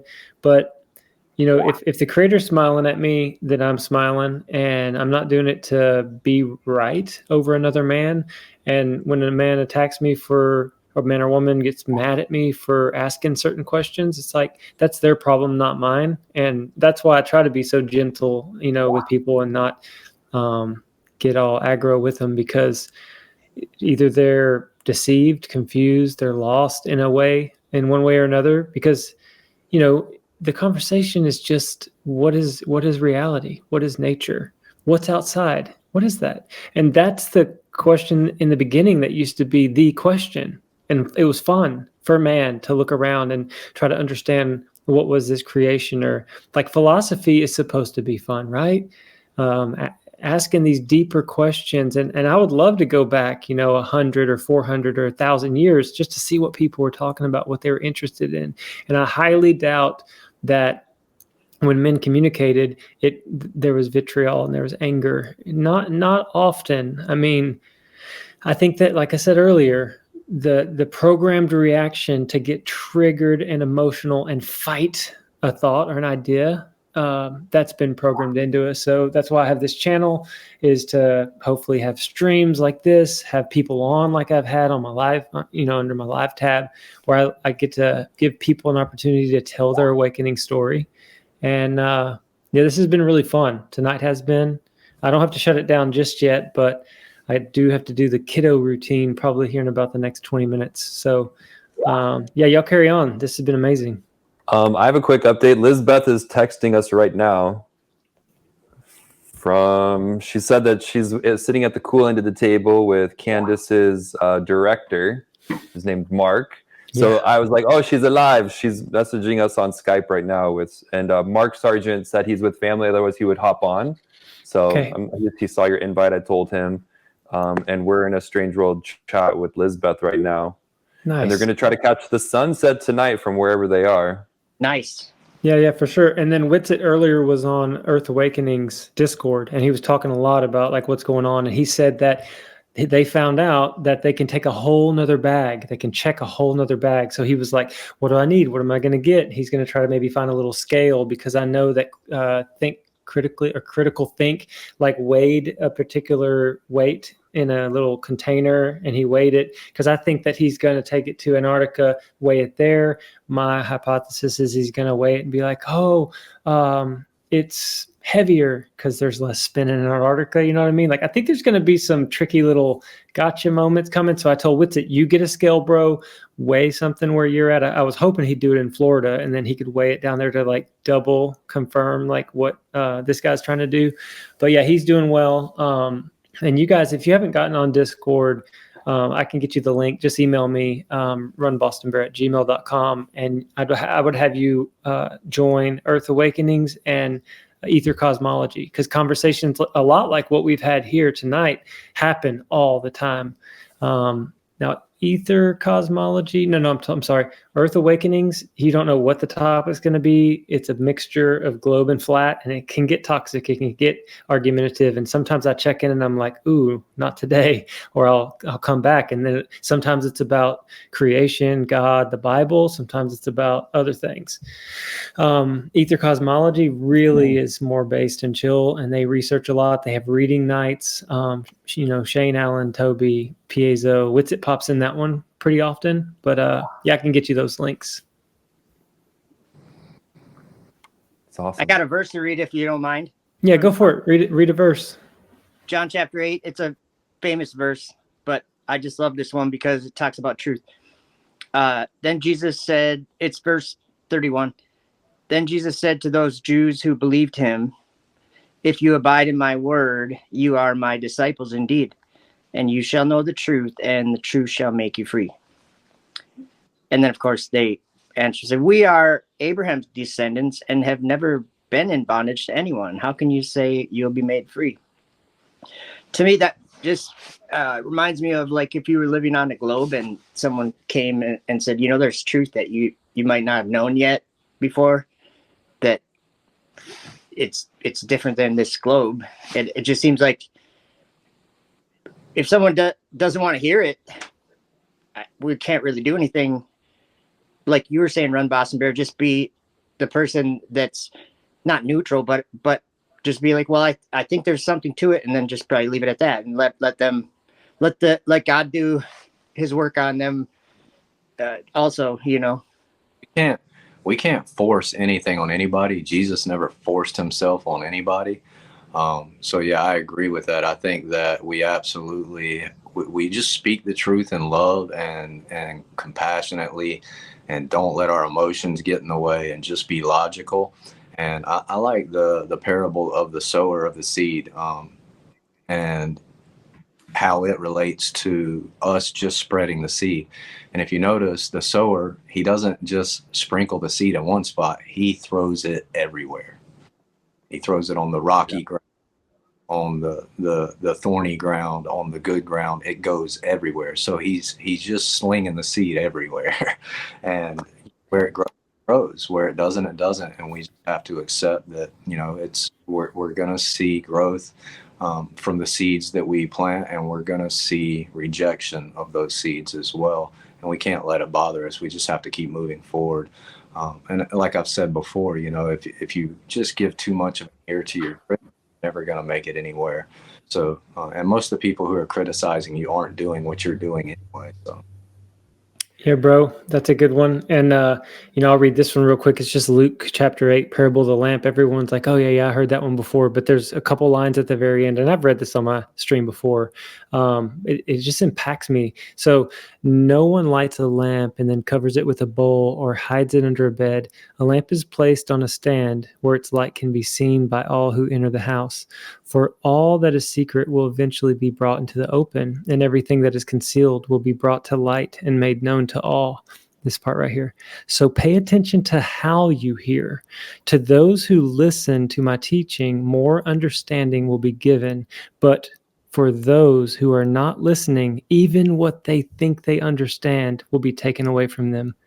And I'm all like, dang, because you hear people, saying some stuff. And I just think it's better to be humble, be patient, like slow to anger, slow to make a decision about what somebody's saying. Because people have said a lot of things to me, and I ponder what they're saying before I react. Before I have a comeback for them, I want to say okay, what did they say? What did they mean?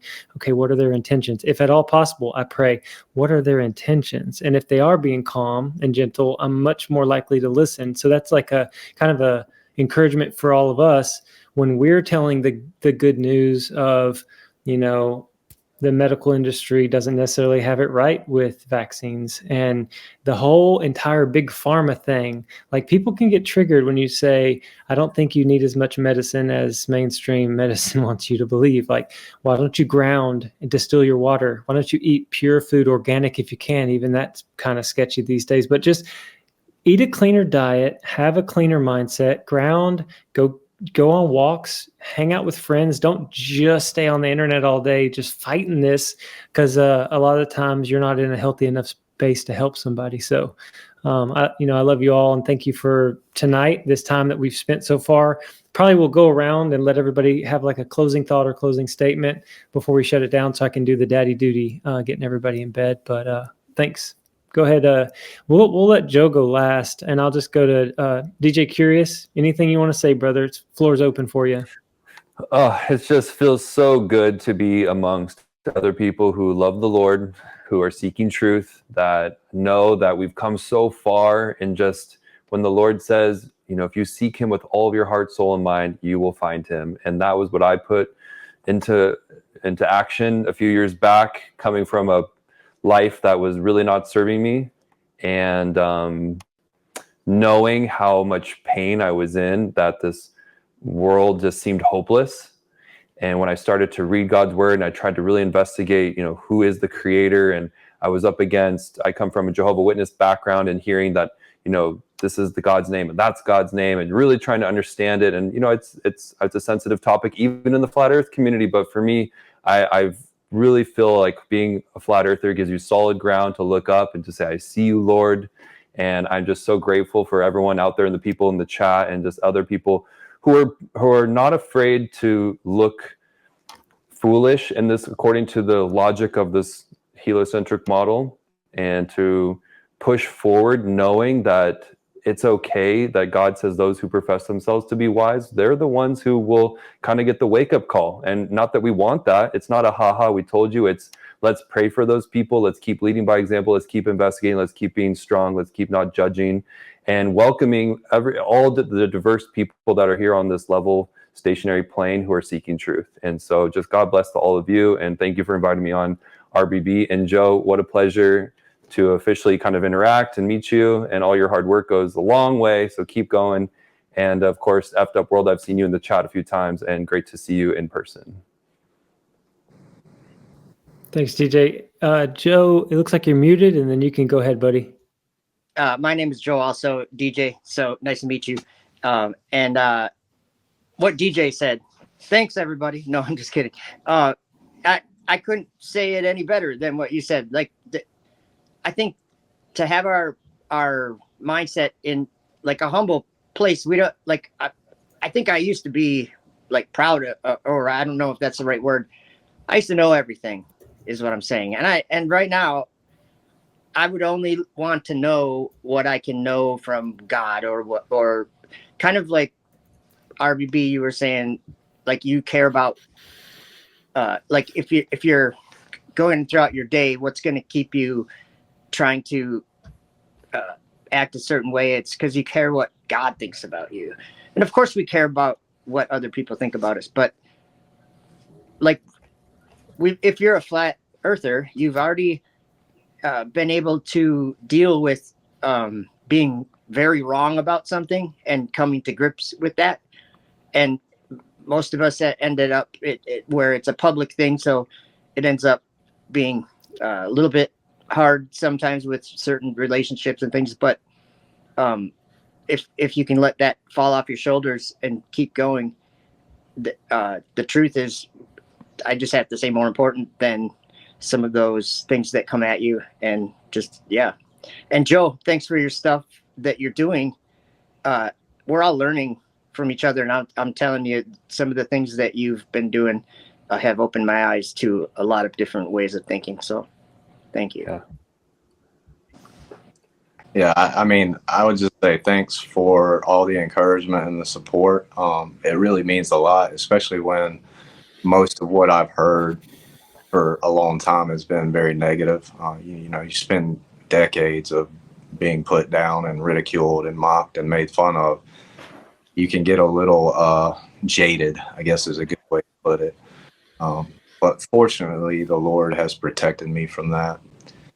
He's humbled me in a lot of ways and really broken a lot of the pride and arrogance that I had in my younger years out of tough through some tough refining.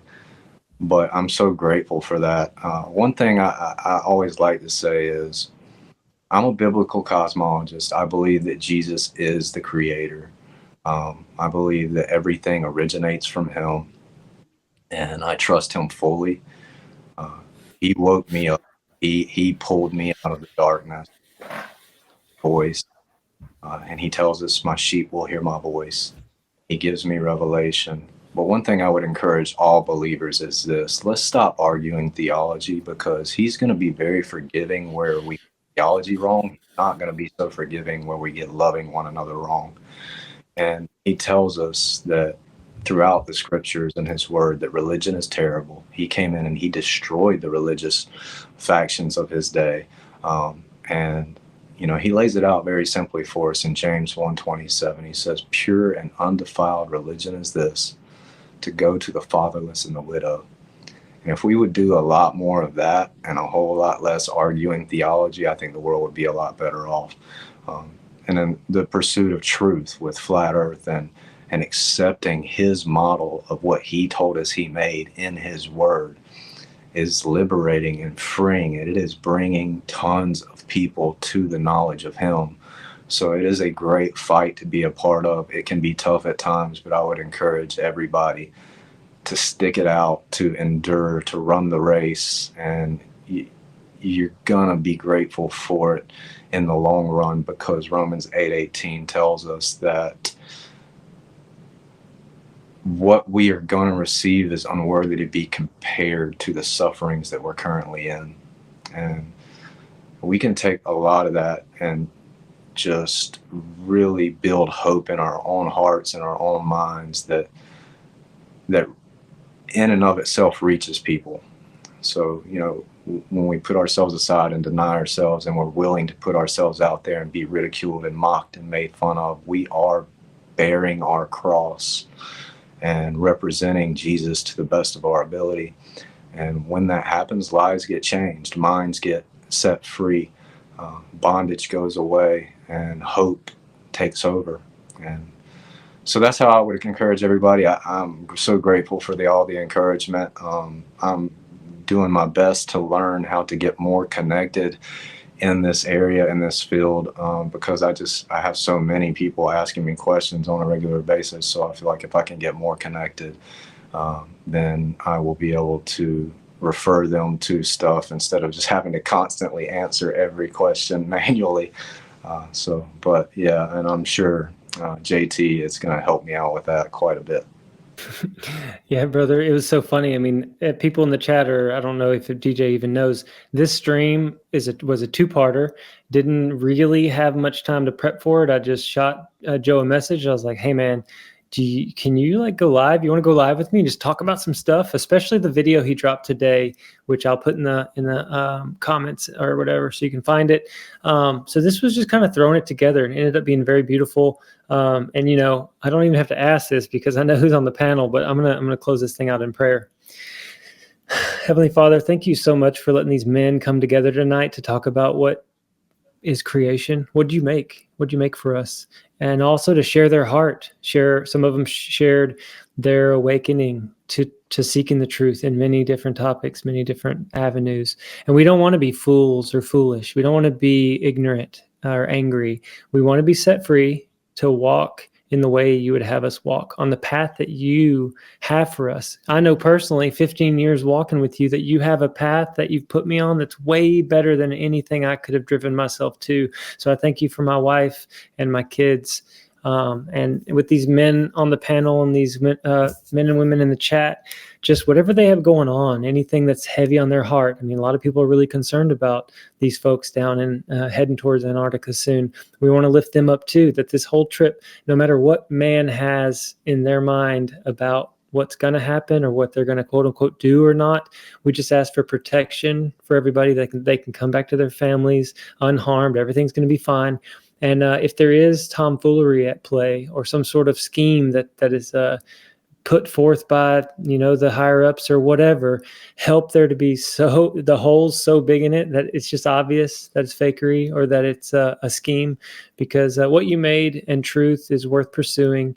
And that's what we want to pursue truth in a way that brings you glory, and we want to be set free. So we love you, and we pray this all in Yeshua's holy name. Amen. Amen. Amen. All right, guys, that was awesome. Love you guys. Have a good one. Bye. Take care. Yeah. And then I'm going to close this one out with a song that Blair wrote and CMG sang on. So thanks again for coming, Joe, and we'll see you next time. Yeah, man. Have a great one. Enjoyed it.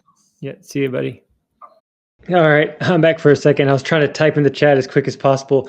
I was going to say Blair wanted it to end with "and what you do matters," because I think the last time it ended with a different line. So he's like, hey, do you mind if you change it? Because he got a hold of Alex, conspiracy music guru, and was like, hey, can you tweak this? I really want it to end proper. And he said, oh, yeah, man. So I edited it with him the other day. We fixed it. So it's just how it should be. And the link that I just dropped in the chat is the one to share around. So much love to y'all. Thanks for coming by. It was amazing having Joe on. He's got so much knowledge.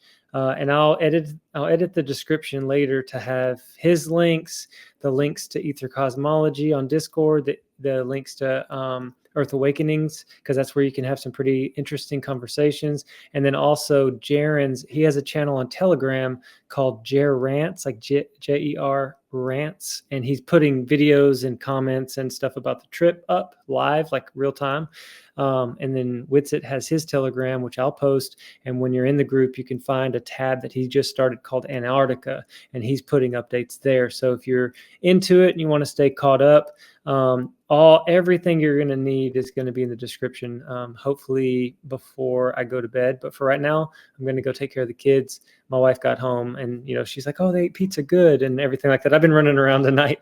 But love you all. Thanks for stopping by. Peace.